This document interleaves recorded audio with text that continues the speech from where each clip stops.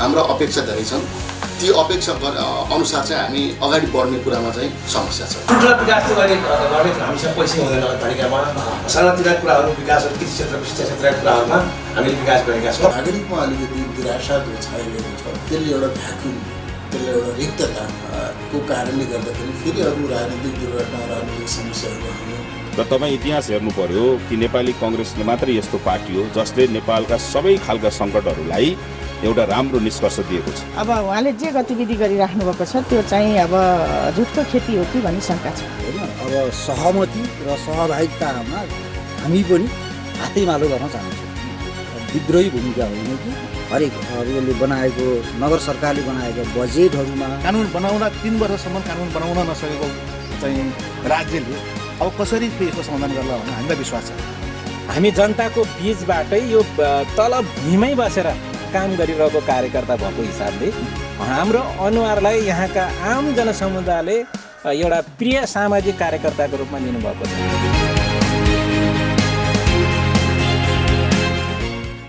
नमस्कार दर्शकबिन, तपाईँ हेर्दै हुनुहुन्छ गोल्डन आई टेलिभिजनको कार्यक्रम मफसल राजनीतिक विशेषमा स्वागत छ। म देवेन्द्र।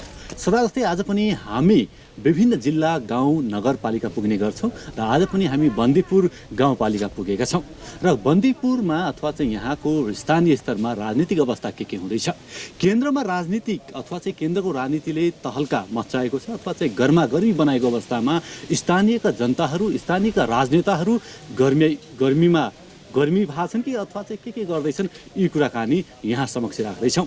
म आज यहाँका अध्यक्ष अथवा चाहिँ बन्दीपुर गाउँपालिका अध्यक्ष पूर्णसिंह थापाजीसँग कुराकानी राख्दैछु। स्वागत छ यहाँलाई। हजुर नमस्ते, धन्यवाद। आराम हुनुहुन्छ? आरामै छु। कतिको छोएको छ केन्द्रको राजनीतिले, तपाईँलाई छोएको छ कि छैन, के छ अवस्था? यो बन्दीपुर पनि एउटा केन्द्रको एउटा अङ्ग भएको कारणले कुनै पनि अङ्गमा चोट लागेपछि दुख्नु स्वाभाविक हो। नछुने भन्ने कुरा हुँदैन, पक्का नै छोएको चाहिँ छ। तर यसले त्यस्तो दूरगामी प्रभावहरू चाहिँ यसले बन्दीपुरमा पारेको छैन। प्रभावहरू केही पारेको छैन? के प्रभाव परेका छन्? पक्कै पनि तल जनतालाई त अप्ठ्यारो परेको होला। जनतालाई बन्दीपुरमा मलाई जहाँसम्म लाग्छ त्यति अप्ठ्यारो परे जस्तो मलाई महसुस भएको छैन। प्रभाव पर्नु त स्वाभाविक पनि हो फेरि, होइन? तर हाम्रो बन्दीपुरीहरू एउटा बन्दीपुर विकासको निम्ति विचारमा जहाँ भए पनि विकासको निम्ति एकै ठाउँ हुनुहुन्छ। एकै ठाउँमा भएको कारणले खास ठुलो प्रभाव परे जस्तो मलाई लाग्दैन। केन्द्रको राजनीतिले तपाईँको राजनीतिलाई पनि थोरै गति लिएको हो कि अहिले व्यस्तता बढेको हो कि के छ अवस्था? यसले व्यस्तता त पक्का पनि बढायो। हामी गाउँपालिका स्तरीय कार्यक्रमदेखि लिएर वडासम्म कार्यक्रमहरू एक चरणको हामीले पनि सम्पन्न त गरेका छौँ। यो बेमौसमी बाजा जस्तो अनावश्यक व्यस्तता, अनावश्यक खर्चहरू पक्का पनि यसले त बढाएको छ यो केन्द्रीय राजनीतिले, होइन? तैपनि त्यसमा हामी विचलित चाहिँ छैनौँ, हामी आत्तिएका छैनौँ। यो एउटा राजनीतिमा हुने स्वाभाविक घटनाहरू हो।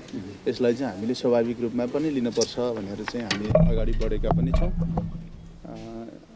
त्यो भएको कारणले त्यस्तो साह्रो अप्ठ्यारो प्रकारको प्रभाव चाहिँ बन्दीपुरमा परेको छैन। अध्यक्षज्यू, मलाई के भनिदिनुहोस् भने विचार ठिक हो कि विकास ठिक हो? पहिलो कुरा त विचारै ठिक हो। विचार ठिक भयो भने विकास त विचारकै बाटोमा जाने हो, होइन? त्यसकारण विचार ठिक हुनुपर्छ। विचार ठिक भएपछि व्यवस्था ठिक हुन्छ, व्यवस्था ठिक भएपछि काम ठिक हुन्छ। तर जनताले त विकास भन्छ नि त। जनतालाई विचार चाहिएको होइन नि, जनतालाई त विकास चाहिएको। राजनीतिक दलहरूले दिने हो विचार भनेको, नेताहरूले दिने हो, होइन? अब नेपालमा आफ्नो विवेक, आफ्नो बुद्धिले विचार दिने सिस्टम चाहिँ म जन्मेदेखि मैले थाहा पाइनँ, होइन? यो विचार चाहिँ कतैबाट ल्याएर घुसाउने जुन परिपाटीहरू छ यो गलत हो। आफ्नो भूगोलको विचार हुनु पर्थ्यो, होइन? आफ्नो देश र जनतालाई केन्द्रमा राखेर एउटा विचारहरू निर्माण हुनु पर्थ्यो, होइन? त्यही प्रकारको योजनाहरू निर्माण हुनु पर्थ्यो। नेपाल त एउटा यति सुन्दर देश हो, यति सम्भावना बोकेको देश हो। हामी एउटा हिमालको पानी बेचेर पनि सबै जनताहरूलाई पाल्न पुग्ने देश हो, होइन? हाम्रो नेपालभन्दा 200 गुणा सानो सिङ्गापुरहरू अब आर्थिक स्थितिमा हेर्ने हो भने वार्षिक आय हाम्रोभन्दा उसको बढी छ र हामी त्यो ठाउँमा किन पुग्न सक्दैनौँ? हामी पक्का पनि सक्थ्यौँ होइन। किन सक्दैन त्यही त क्वेसन। यो विचार ठिक नभएर नसकेको होइन। हाम्रो देशको जति पनि अहिलेसम्म नेतृत्व गरेको पार्टीहरू छ, नेताहरू छ, आफू नियन्त्रित आफ्नो देश र जनतालाई केन्द्रमा राखेर चल्ने प्रकारको चाहिँ मैले देखिनँ होइन। त्यो भएको कारणले अलिक बेठिक जस्तो भएको छ। ठिक छ, म यहाँ कहाँ जोड्न चाहन्छु भने अध्यक्षज्यू, जब तपाईँको कार्यकाल सुरु भयो त्यस पश्चात यहाँका बासिन्दाहरूले अथवा चाहिँ बन्दीपुरका बासिन्दाहरूले के नयाँ नौलो कुरा पाए, विकासका कुरा के पाए? नयाँ नौलो कुरा हामीले हिजो चुनावमा जाँदा घोषणापत्रमा जे लेखेका छौँ हामीले नढाँटिकन काम गरेका छौँ। ती घोषणापत्रमा लेखिएका कुराहरू, हामीले गाउँमा बोलेका कुराहरू चाहिँ हामीले पुरा गरेका छौँ। हामीले जनतालाई यहाँ बन्दीपुरमा ढाँटेका छैनौँ होइन। एउटा त्यो भएको छ र अर्को घोषणापत्र बाहेकका पनि थुप्रै कामहरू हामीले सम्पन्न गरेका छौँ।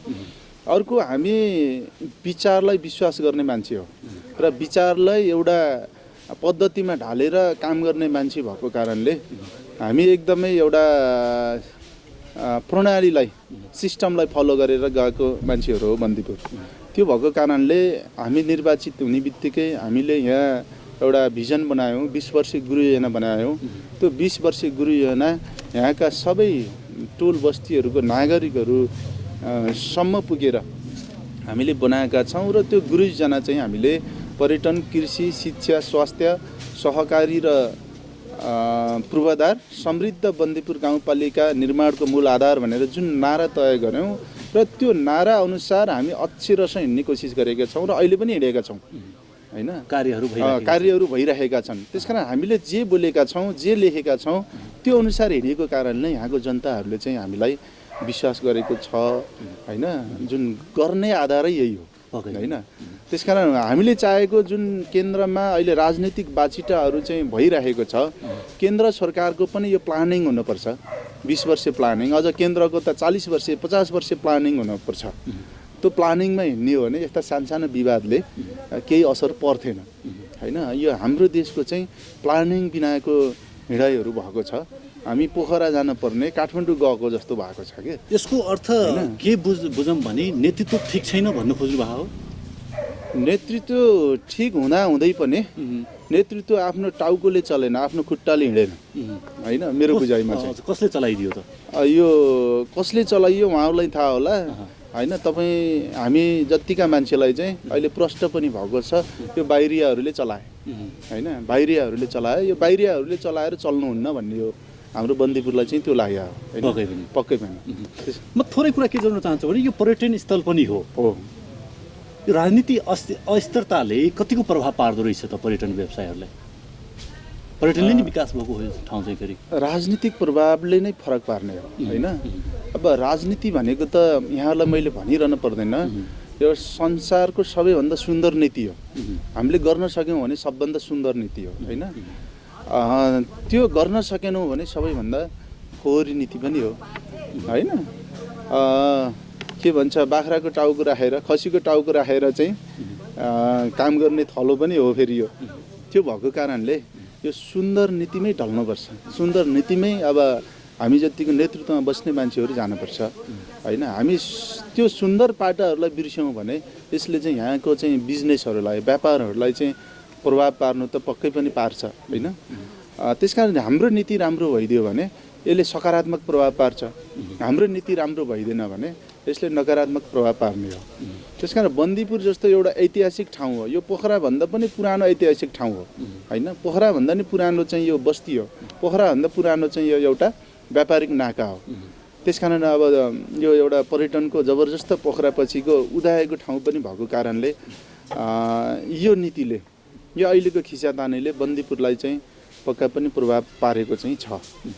तर हामी यसलाई चाहिँ हामी सही ढङ्गले हामी ल्यान्ड गर्छौँ किनकि हामीसँग विचार छ होइन। हामीसँग काम गर्ने चाहिँ इच्छा शक्तिहरू छ। त्यो भएको कारणले हामीले चाहिँ बन्दीपुरले सही ढङ्गले चाहिँ व्यवस्थापन गर्छौँ भन्ने छ। तपाईँको विचार रहेको छ। म पछिल्लो समयमा मान्छेहरू युवाहरूमा कतिको तपाईँको चाहिँ अब चाहिँ भेटघाट हुन्छ, कतिको चाहिँ तपाईँले बुझ्नु भएको छ, पोलिटिक्स भन्ने बित्तिकै मान्छे घृणाको दृश्यले हेर्ने पनि एउटा मान्छे हुन्छ नि, राजनीति गर्नुहुन्न भन्ने किसिमको पनि छ युवामा आज। किन होला जस्तो लाग्छ? भेट्नुहुन्छ त्यस्तो युवा? यो नेपालको राजनीतिको कमजोर पाटाहरू यो होइन। एउटा राजनीतिलाई सुन्दर ढङ्गमा एउटा सुन्दर नीतिमा ढालिएको भए यो वितृष्णाहरू युवाहरूमा आउँथेन। तर हामीले नेपालमा जतिसुकै पार्टीहरू निर्माण गरे तापनि उहाँहरूले यहाँको युवाहरूलाई चाहिँ केन्द्रमा राखेनन् होइन। यहाँको युवाहरूलाई एउटा बिजनेस व्यवसायसँग एउटा चाहिँ भनौँ न एउटा जनचेतनासँग जोडेनन्। खालि आफ्नो स्वार्थको निम्ति एउटा चुनाव आउन लागेपछि चुनावमा मात्रै जोड्ने कामहरू भएको छ। एउटा प्रयोग गरेको छ युवाहरूलाई होइन। एउटा युवाहरूलाई सृजनशील काममा प्रयोग गर्नु पर्थ्यो, सृजनशील काममा प्रयोग भएन मैले देख्दा। त्यस कारण सृजनशील काममा प्रयोग भएको भए युवाहरूमा त्यो निराशा आउँथेन होइन। तपाईँ अध्यक्ष हुनुहुन्छ अनि भन्दै हुनुहुन्छ कि सृजनशीलमा चाहिँ प्रयोग भएनन्, कसले प्रयोग गरिदिनु पर्ने हो अध्यक्षज्यू? हामीले हो प्रयोग गर्ने होइन, हामीले हो प्रयोग गर्ने। तर हामी बन्दीपुरमा चाहिँ हामी गर्छौँ भनेका छौँ र हामी गर्दैछौँ। मलाई एउटा कुरा के भनिदिनुहोस् भने युवाहरू राजनीतिका पार्टीका अथवा चाहिँ कार्यकर्ता हुँदाखेरि फाइदा हुन्छ कि युवाहरू व्यवसायी हुँदा फाइदा हुन्छ? देशलाई फाइदा फेरि? युवाहरू चेतनशील प्राणी हो, युवाहरूमा सबै प्रकारको चेतना हुन स्वाभाविक छ होइन। राजनीतिक चेतना पनि हुन जरुरी छ।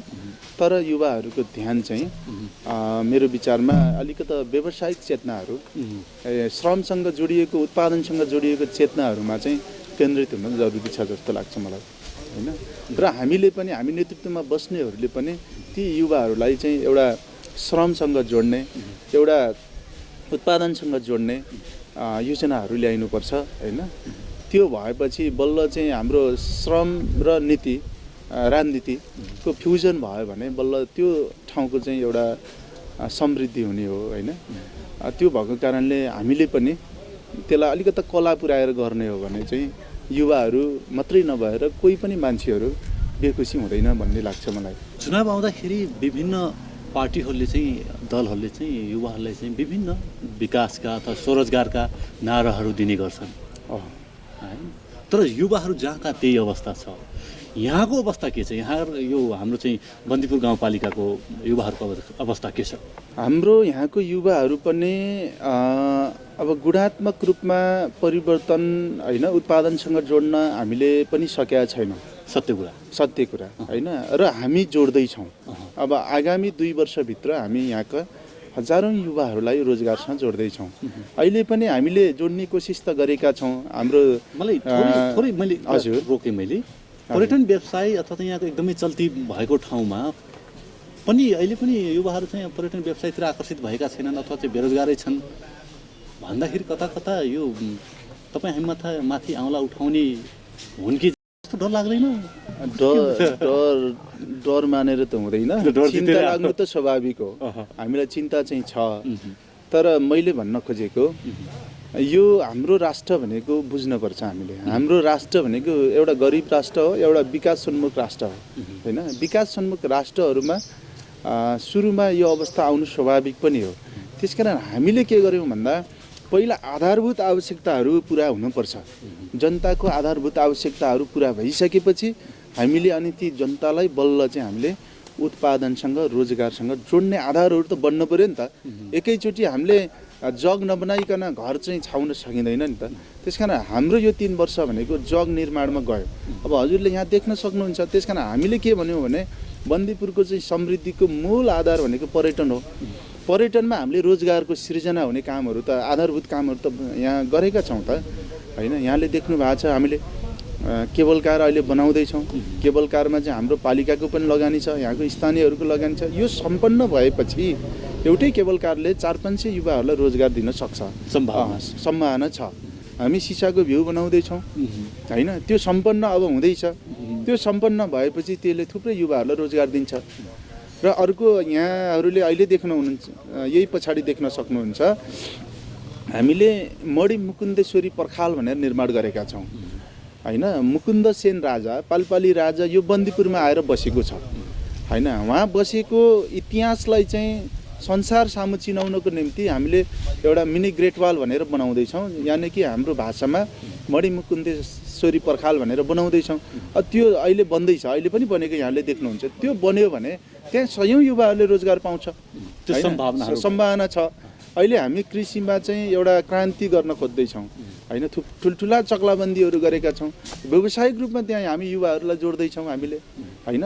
अब पर्यटन चाहिँ यहाँ वृद्धि भइसकेपछि अनि यता होटल व्यवसायहरूमा पर्यटन गाइडहरूमा फेरि अर्को युवाहरूले चाहिँ अब रोजगारको सम्भावनाहरू हुन्छ र अर्को युवाहरूले रोजगार पाउँछन्। त्यस कारण यो आधारभूत कामहरू हामीले 3 वर्षमा गरेका छौँ। अबको 2 वर्ष भनेको अब रोजगारको काम हुन्छ र उत्पादनको काम हुन्छ। हामीले रोजगार र उत्पादन अब चाहिँ हुने कुराहरू चाहिँ हामीले यसरी निर्माण गरेका छौँ। अब चाहिँ यहाँ बन्दीपुरको युवाहरू त्यस्तो निराश हुन पर्ला जस्तो मलाई लाग्दैन। त्यो तपाईँको विचार हो? पक्कै पनि। म कुरा के जोड्न चाहन्छु भने अघि नै हजुरकै मुखारबिन्दुबाट मैले हामीले सुन्यौँ अथवा दर्शकले पनि सुने, हेरे पनि त्यो गरिब राष्ट्र अथवा चाहिँ गरिब देश कहिलेसम्म भन्ने अध्यक्षज्यू हामी कि हामी गरिब देश, हाम्रो राष्ट्र गरिब कहिलेसम्म भन्ने हो हामी? अथवा चाहिँ कहिले तपाईँ निकासा दिनुहुन्छ? कहिले चाहिँ हामी चाहिँ भन्छौँ कि बन्दीपुरवासीहरूले कहिले भन्छन् कि हामी अब चाहिँ सुखी छौँ, समृद्धि छौँ, कहिले भन्न पाउने? कति समय लाग्ने? कुनै पनि राष्ट्रलाई, कुनै पनि नागरिकलाई ऊ गरिब छैन भने उसले धनी हुने सपना उसले देख्दैन होइन। गरिब छ र त हामी सम्पन्न हुने सपना देख्ने हो। त्यसकारण गरिब भनेको चाहिँ अपराध त होइन नि, त्यो होइन त, होइन। यो गरिबलाई कसरी सम्पन्नशाली बनाउने भन्ने त सपना त हामीले पस्केका छौँ नि होइन। सपना हामीले देख्नुपर्छ, त्यो सपना अनुसार हामीले काम चाहिँ गर्नु पर्यो। काम गरेपछि सम्पन्न हुन्छ। मैले अघि भने नेपाल भनेको एउटा यस्तो सुन्दर राष्ट्र हो, सबै सम्भावना बोकेको देश हो होइन। यहाँको भनौँ न पानी बेचेर, चाहे त्यो मिनरल वाटर होस्, पिउने पानी होस्, चाहे त्यो इलेक्ट्रिसिटी होस्, यो बेचेर खान पुग्ने देश हो। यहाँको पहाडी भूभागमा फलफुल चाहिँ उत्पादन गरेर बेचेर खाने देश हो। यहाँको वन जङ्गलको जडीबुटी बेचेर खाने पुग्ने देश हो होइन। तर पुगिरहेको छैन, अनौठो किन यो पुग्नुपर्छ होइन, पुग्नुपर्छ। त्यसकारण नेतृत्वमा, कुनै पनि राजनीतिक नेतृत्वमा चाहिँ युवाहरू जान जरुरी छ नेपालमा होइन। युवाहरू गएर योजना बनाएर होइन काम गर्न जरुरी छ। त्यसकारण यो नेपाल विकास हुन त्यति धेरै बेर लाग्ला जस्तो मलाई लाग्दैन। हिजोका मरुभूमिहरू एउटा समृद्धिको शिखरमा पुगेका छन्। संसारको चाहिँ अब पर व्यक्ति चाहिँ सबैभन्दा धेरै इन्कम गर्ने कतार जस्ता मरुभूमिका देशहरू भइसकेका छन् होइन। हाम्रो त हिमालको पानी फ्याक्ट्री राख्नै पर्दैन, बोतलमा भरेर चाहिँ बेचिदिने हो भने पनि होइन। उनीहरूको देशबाट हामीले चाहिँ जसरी होइन पेट्रोलियम पदार्थ ल्याएका छौँ त्यसरी नै पानी पठाउन हामी सक्छौँ। यो तालमेल त हाम्रो युवाहरूले गर्न पर्यो नि, राजनीतिक पार्टीहरूले गर्न पर्यो, नेताहरूले। जोड्न चाहन्छु यसलाई नकारात्मक नलिदिनु होला, म सुन्ने गर्छु अथवा चाहिँ कहिले काहीँ कुरा गर्दाखेरि नेताहरूलाई चाहिँ भन्ने गर्छन् सपना बेच्ने काम गर्छन् नेताहरूले, कार्यान्वयन हुँदैन। यो कतिको लागु हुन्छ अथवा चाहिँ तपाईँले एक्सेप्ट गर्नुहुन्छ गर्नुहुन्न मात्र मेरो आन्सर हो। अहिलेसम्मको परिस्थितिमा त्यो परेको छ, त्यो स्वाभाविक हो। अब मेरो विचारमा त्यो पर्नु हुँदैन। अब हिजोको राजनीति भनेको विभिन्न व्यवस्थाहरू फाल्नुपर्ने थियो, अब फाल्नुपर्ने चिजै छैन नेपालमा होइन। राणा पनि फाले, पञ्चायत पनि फाले, बहुदलीय व्यवस्था पनि फाले। अहिले चाहिँ जनताले चाहेको के भन्छ सङ्घीय गणतन्त्र ल्याएको छ, स्थापना भएको छ। अब फाल्नुपर्ने छैन। अब नेपाल जुट्नु पर्ने, अब जुट्नु पर्ने बल्ल त सुरु भएको छ होइन। गणतन्त्र आएको कति भयो नेपालमा? यो प्र्याक्टिस भएको त 74 सालबाट हो होइन। गणतन्त्र चाहिँ इन्डियामा चाहिँ प्र्याक्टिस भएको कति भयो? अहिले 60 वर्ष क्रस गरिसक्यो। युरोपहरूमा चाहिँ तपाईँको 60-70 वर्ष भएको छ गणतन्त्र आएको र अहिले त्यो ठाउँमा पुगेको छ। हाम्रो त बल्ल चाहिँ 3 वर्ष भएको छ प्र्याक्टिस भएको होइन।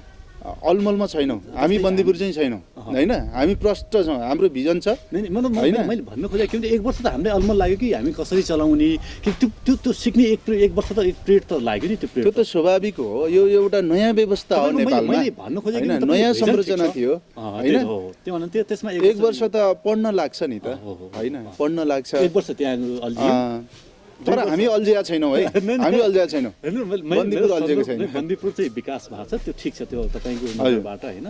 त्यो भोलिका दिनमा यहाँका स्थानीयवासीहरूले चाहिँ विकास भएको छ कि छैन, नेताले के गरेको छ, त्यो भोलिका दिन परीक्षा आउँदैछ, त्यो उहाँले दिने कुरा रह्यो। तर मेरो सन्दर्भ कहाँ हो भने हामी 1-1.5 वर्ष चाहिँ व्यवस्थापन गर्ने होइन, त्यसमा चाहिँ अल्झियौँ भन्ने मात्र हो मेरो, अन्यथा के होइन।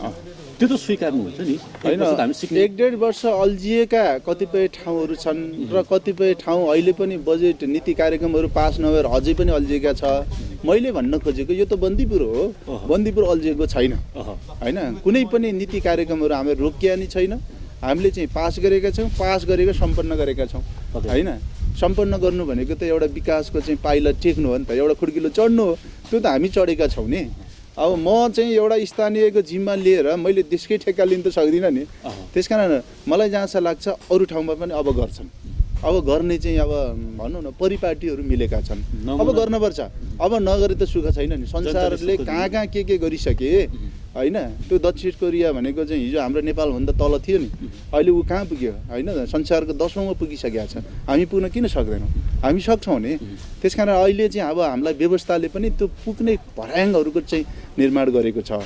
त्यस कारण पुग्छ भन्ने एउटा चाहिँ सकारात्मक सोच त राखौँ न हामीले होइन। यहाँले सत्य तथ्य कुरा राखिदिनु भयो, मिठो संवाद गरिदिनु भयो, यहाँप्रति आभार व्यक्त गर्न चाहन्छु अध्यक्षजी। हजुर एकदमै, हजुरहरू गोल्डन आई टेलिभिजन उहाँ पोखरादेखि पनि अब हाम्रो जस्तो गाउँपालिकामा आइदिनु भएको छ होइन। हाम्रो गाउँपालिकाको तर्फबाट पनि यहाँहरूलाई चाहिँ धेरै चाहिँ अब खुसी व्यक्त गर्दै धन्यवाद भन्न चाहन्छु। धन्यवाद। पुनः स्वागत छ। तपाईँ हेर्दै हुनुहुन्छ गोल्डन आई टेलिभिजनमा, कार्यक्रम मफसल राजनीतिक विशेषमा हुनुहुन्छ। मसँग पुनः म जोड्न चाहन्छु, मसँग हुनुहुन्छ दानबहादुर थापा हुनुहुन्छ, वडा नम्बर 4 का कार्यवाहक अध्यक्ष हुनुहुन्छ। उहाँसँग कुराकानी जोड्न चाहन्छु। कसरी वडा नम्बर 4 विकास हुँदैछ, के हुँदैछ, गतिविधि के छन्, उहाँकै मुखारबिन्दुबाट स्वागत छ यहाँलाई। धन्यवाद। आराम हुनुहुन्छ? हजुर। वडा नम्बर 4 को के छ अवस्था अहिले? वडा नम्बर 4 को अवस्था अहिले राम्रै छ। अब रिङ रोडहरू चाहिँ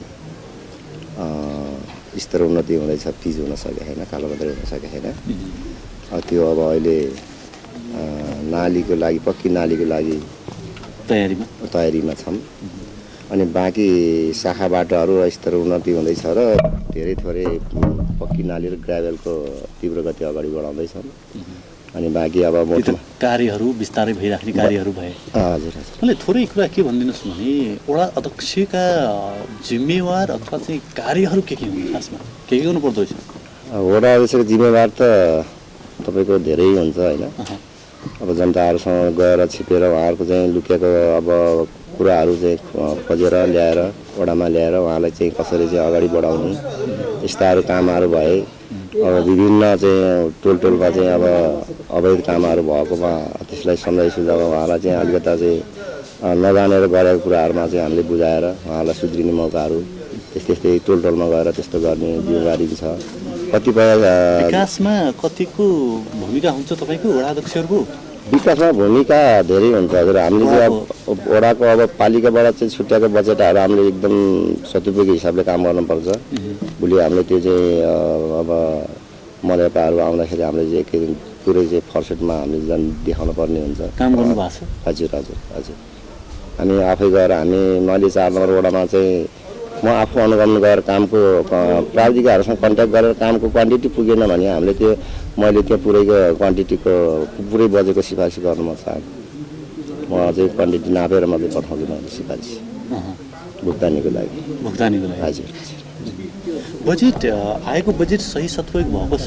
त्यहाँका जनताहरू चाहिँ अहिले तपाईँले छ भन्दै हुनुहुन्छ, भोलिका दिनमा त्यहाँका जनताहरूले फेरि तपाईँले त्यो अवसर दिन्छन् के छ? त्यो त उहाँहरूको अब कतिको उहाँहरू चाहिँ मैले गरेको काममा चाहिँ उहाँहरूको चाहिँ आफ्नो खुसी निर्भर देखिन्छ। त्यो अझ उहाँहरूले विचार गर्ने कुराहरू होइन। म एउटा चाहिँ अब लपन छपन नगरिकन जनतालाई चाहिँ सिधा बाटो हिँडेर सोझो काम गराएर देखाउने मैले। म ढाँटछल गर्न चाहन्न जनतामाथि। उहाँहरूले चाहेको र नबुझेको कुराहरू बुझाउँछु। अनि यस्तो भएन नि यो कुरा यस्तो भनेर उहाँलाई बुझाउँछु। बुझाउँदा पनि उहाँले अनियन्त्रित ढङ्गले आउनुहुन्छ भने म त्यसमा चाहिँ जनतासँग मलाई भोलि चाहिँ यो जनताले मलाई दुःख देला भनेर म अन्य चाहिँ अनथरा कामको लागि चाहिँ म चाहिँ उहाँहरूलाई हातेमाला गर्न म चाहन्छु। तपाईँ त प्रत्यक्ष जनतासँग जोडिएको है, एकदमै नजिकै होइन? हजुर।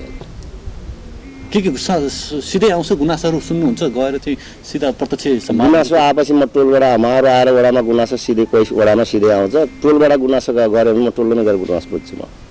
कस्ता कस्ता गुनासो आउँछन् उहाँहरूको गुनासो अब त्यस्तै अब बजेटहरू मेरो टोलमा यो भएन मेरो टोलमा यो भएन भन्छ। अब पहिलेदेखि अब अहिले नभएको फोहोर नभएको अहिले हालेको छु, अहिले नभएको आगो हाल्ने त्यस्तै आफ्नो अवधि पनि धेरै छैन, अब 14 महिना बाँकी छ। त्यो भित्रमा एउटा बजेट बढाउनु पायो भने लगभग टोलको गुनासोहरू चाहिँ सम्पूर्ण गर्ने चाहिँ। तपाईँको वडामा चाहिँ यो केन्द्र स्तरको राजनीतिले प्रभाव पारेको छ के छैन त्यस्तो विकासका कार्यहरू त गति लिइराखेको छ। बाटोघाटो कस्तो छ के छ? बाटो अहिले वास्तवमा मेरो 4 नम्बर वार्डमा हाइवे बाहेक भित्री शाखा बाटो धेरै छ, धेरै लङ जाने बाटो छुँदैन मेरो 4 मा।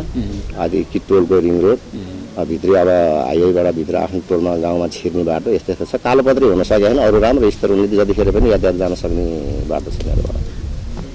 कालोपत्री कहिले हुन्छ अथवा चाहिँ बाटो अलि व्यवस्थित कहिले हुने भयो कि अर्को चुनावको लागि कसो?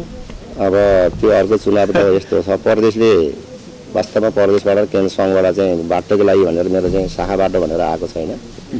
मैले चाहिँ पालिकाबाट लडाइँ चाहिँ कोसँग हुन्छ गाउँ अथवा चाहिँ मेरो अर्थ के हो भने तपाईँ गाउँपालिकासँग माग्नुहुन्छ कि नगरपालिकासँग? पहिला चाहिँ गाउँपालिकै हो। म पहिला गाउँपालिका त्यसपछि प्रदेश पनि मैले दाबी गर्छु। मैले केन्द्रमा नै सङ्घमा पनि दाबी गर्छु बजेट माग्नको लागि एउटा। अब हाम्रो दाबी मैले चाहिँ प्रपोजल बनाएर प्रतिस्पर्धा होला नि, कसको वडा चाहिँ नमुना वडा हुन्छ अथवा चाहिँ त्यस्तो प्रतिस्पर्धा छ होला नि? होइन, वास्तवमा प्रतिस्पर्धा 6वटा एउटा गाउँपालिका 6वटा वडा प्रतिस्पर्धा गर्न चाहिँ उचित देख्दैन मैले। प्रतिस्पर्धा भएन भने त्यो उसको अथवा चाहिँ मेरो बिस्तारै हेर्नुहोस्, एउटा चाहिँ हाम्रो गाउँपालिकाले चाहिँ के चाहिँ गरिरहेको छ, मैले के सोच गरिरहेको छु भने अब हामीले चाहिँ 5औं वर्ष 10औं वर्ष लागेर हाम्रो वडा चाहिँ सम्पन्न चाहिँ अनिवार्य नै हुन्छ एक दिन। जसै अझ मेरो पालामा भएन भने अर्को साथीलाई जिम्मा दिएको साथीको पालामा होला। यस्तो लाग्यो नि, मैले त्यहीँनिर कुरा रोकेँ। जस्तो तपाईँले कुरा भन्नुभयो नि अर्को आउला अर्को पालामा होला अथवा चाहिँ भन्दै हुनुहुन्छ। तपाईँले यो लाग्दैन कि मेरै पालामा म विकास गरेर जाऊँ? त्यो त मैले सक्ने र मैले माग्ने प्रपोजल पठाएर गर्ने त गर्दैछु, तर सबै अब बजेटले नेपालको बजेटले बन्दीपुर गाउँपालिका 6वटा वडा एकैचोटि गर्नलाई चाहिँ नसक्ला पनि होइन। बजेटले आधारले गर्दा पाला अहिले 2 लाख गर्ला, 4 लाख गर्ला, 5 लाख गर्ला, धेरै थोरै चाहिँ अब इमर्जेन्सी चाहिँ काम चाहिँ तीव्र गतिले चलिरहेको छ। तर एउटा कालोपत्र चाहिँ 4 मा भित्री शाखा बाटो धेरै लङ जाने बाटो नभएर शाखा बाटो कालोपत्रै हुन सकेको छैन। पर्यटनको यो एकदमै भव्य स्थल अथवा चाहिँ पर्यटनको केन्द्र नै हो। हजुर त पानी बिजुलीको के छ? पानी बिजुली मेरो 4 नम्बर वार्डमा सहज छ अहिले। कुनै पनि बत्ती बाल्न नपाएको घर छैन। एउटा घर बाँकी थियो, उहाँलाई सोलरको व्यवस्था गरिदिएको छु। जस्तै यो विमला सिद्ध गुफादेखि माथि एउटा जङ्गलमा एउटा घर छ, उहाँलाई अब एउटा घरलाई लाइन अलि अहिले तत्कालै सम्भव नभएर उहाँलाई सोलरको व्यवस्था गराएको छु मैले। दानबहादुरजी, तपाईँलाई हामी शुभकामना पनि व्यक्त गर्न चाहन्छौँ र धन्यवाद पनि दिन चाहन्छौँ। तपाईँका कार्यहरू सफल रहन् र 4 नम्बर वडाको वासीहरूका चाहिँ मन जित्नु होला, यही शुभकामना व्यक्त गर्न चाहन्छौँ। धन्यवाद।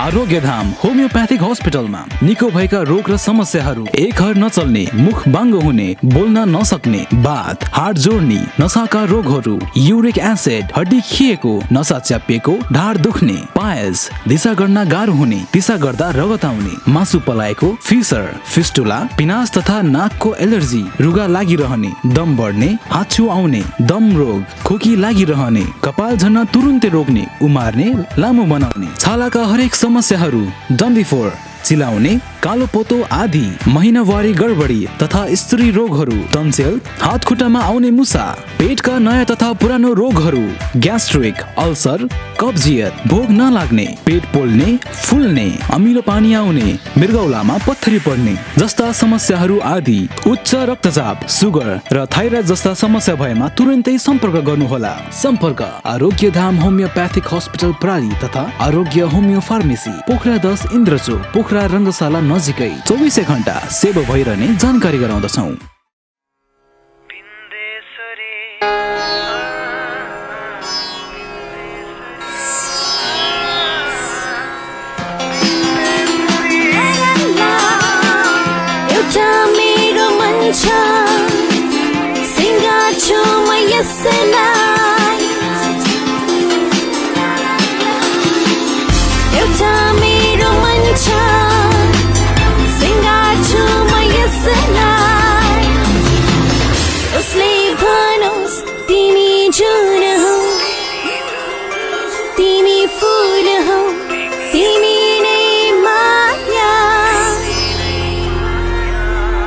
Montessori Home Center and Furniture for all.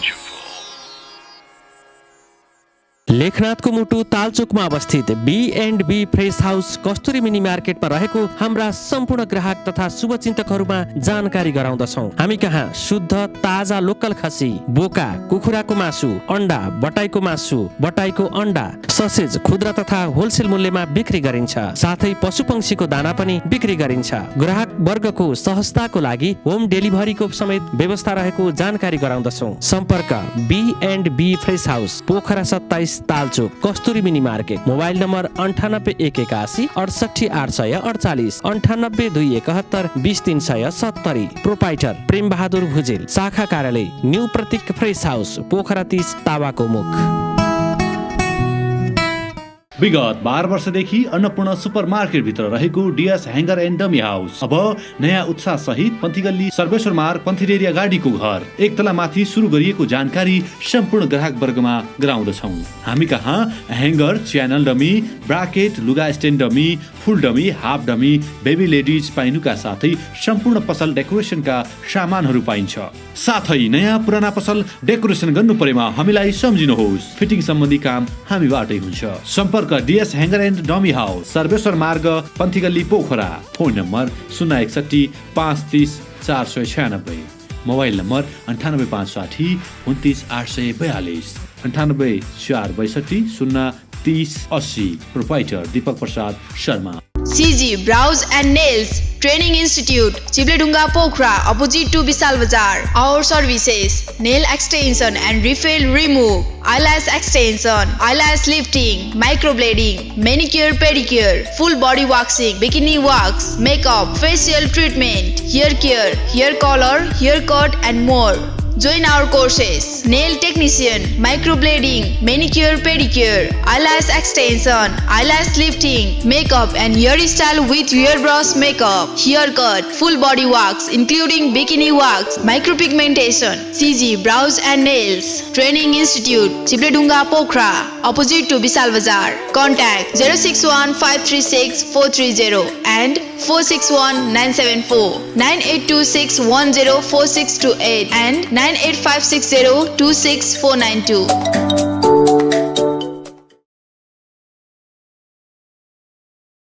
पोखराको मुटु चिप्लेढुङ्गामा अवस्थित Himalayan garden market Chipledhunga. Nepali Congress party कार्यालय सँगै हाम्रा सुविधाहरू: निशुल्क पार्किङको व्यवस्था, बाल उद्यानको सुविधा, बाबु नानीहरू खेल्नका लागि फराकिलो र सुरक्षित स्थान, झरना, प्राकृतिक मनोरम दृश्यको अवलोकनको लागि विशेष सुविधा, सस्तो र सुलभ मूल्यमा गुणस्तरीय वस्तुहरूको उपलब्धता, खाजा र मनोरञ्जनको लागि शान्त, सफा र सुरक्षित स्थानको उपलब्धता, व्यवसाय साथै सभ्य र उत्कृष्ट व्यवहारको पहिचान। हिमालयन गार्डन मार्केट उत्कृष्ट स्थान। सीमित सटरहरू मात्र बाँकी रहेकाले इच्छुकहरूले तुरन्तै सम्पर्क गर्नुहोला। सम्पर्क Himalayan garden market, Chipledhunga 4, Pokhara Kaski. Mobile number 98 460 32 154।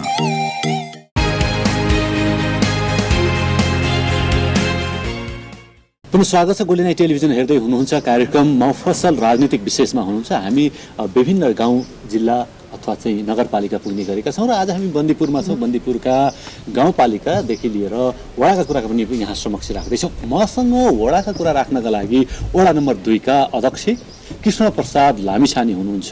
कसरी विकास हुँदैछ, के हुँदैछ, उहाँकै मुखारबिन्दु यहाँहरूका लागि स्वागत छ जी। नमस्कार, धन्यवाद यहाँलाई। आराम हुनुहुन्छ? एकदम आराम।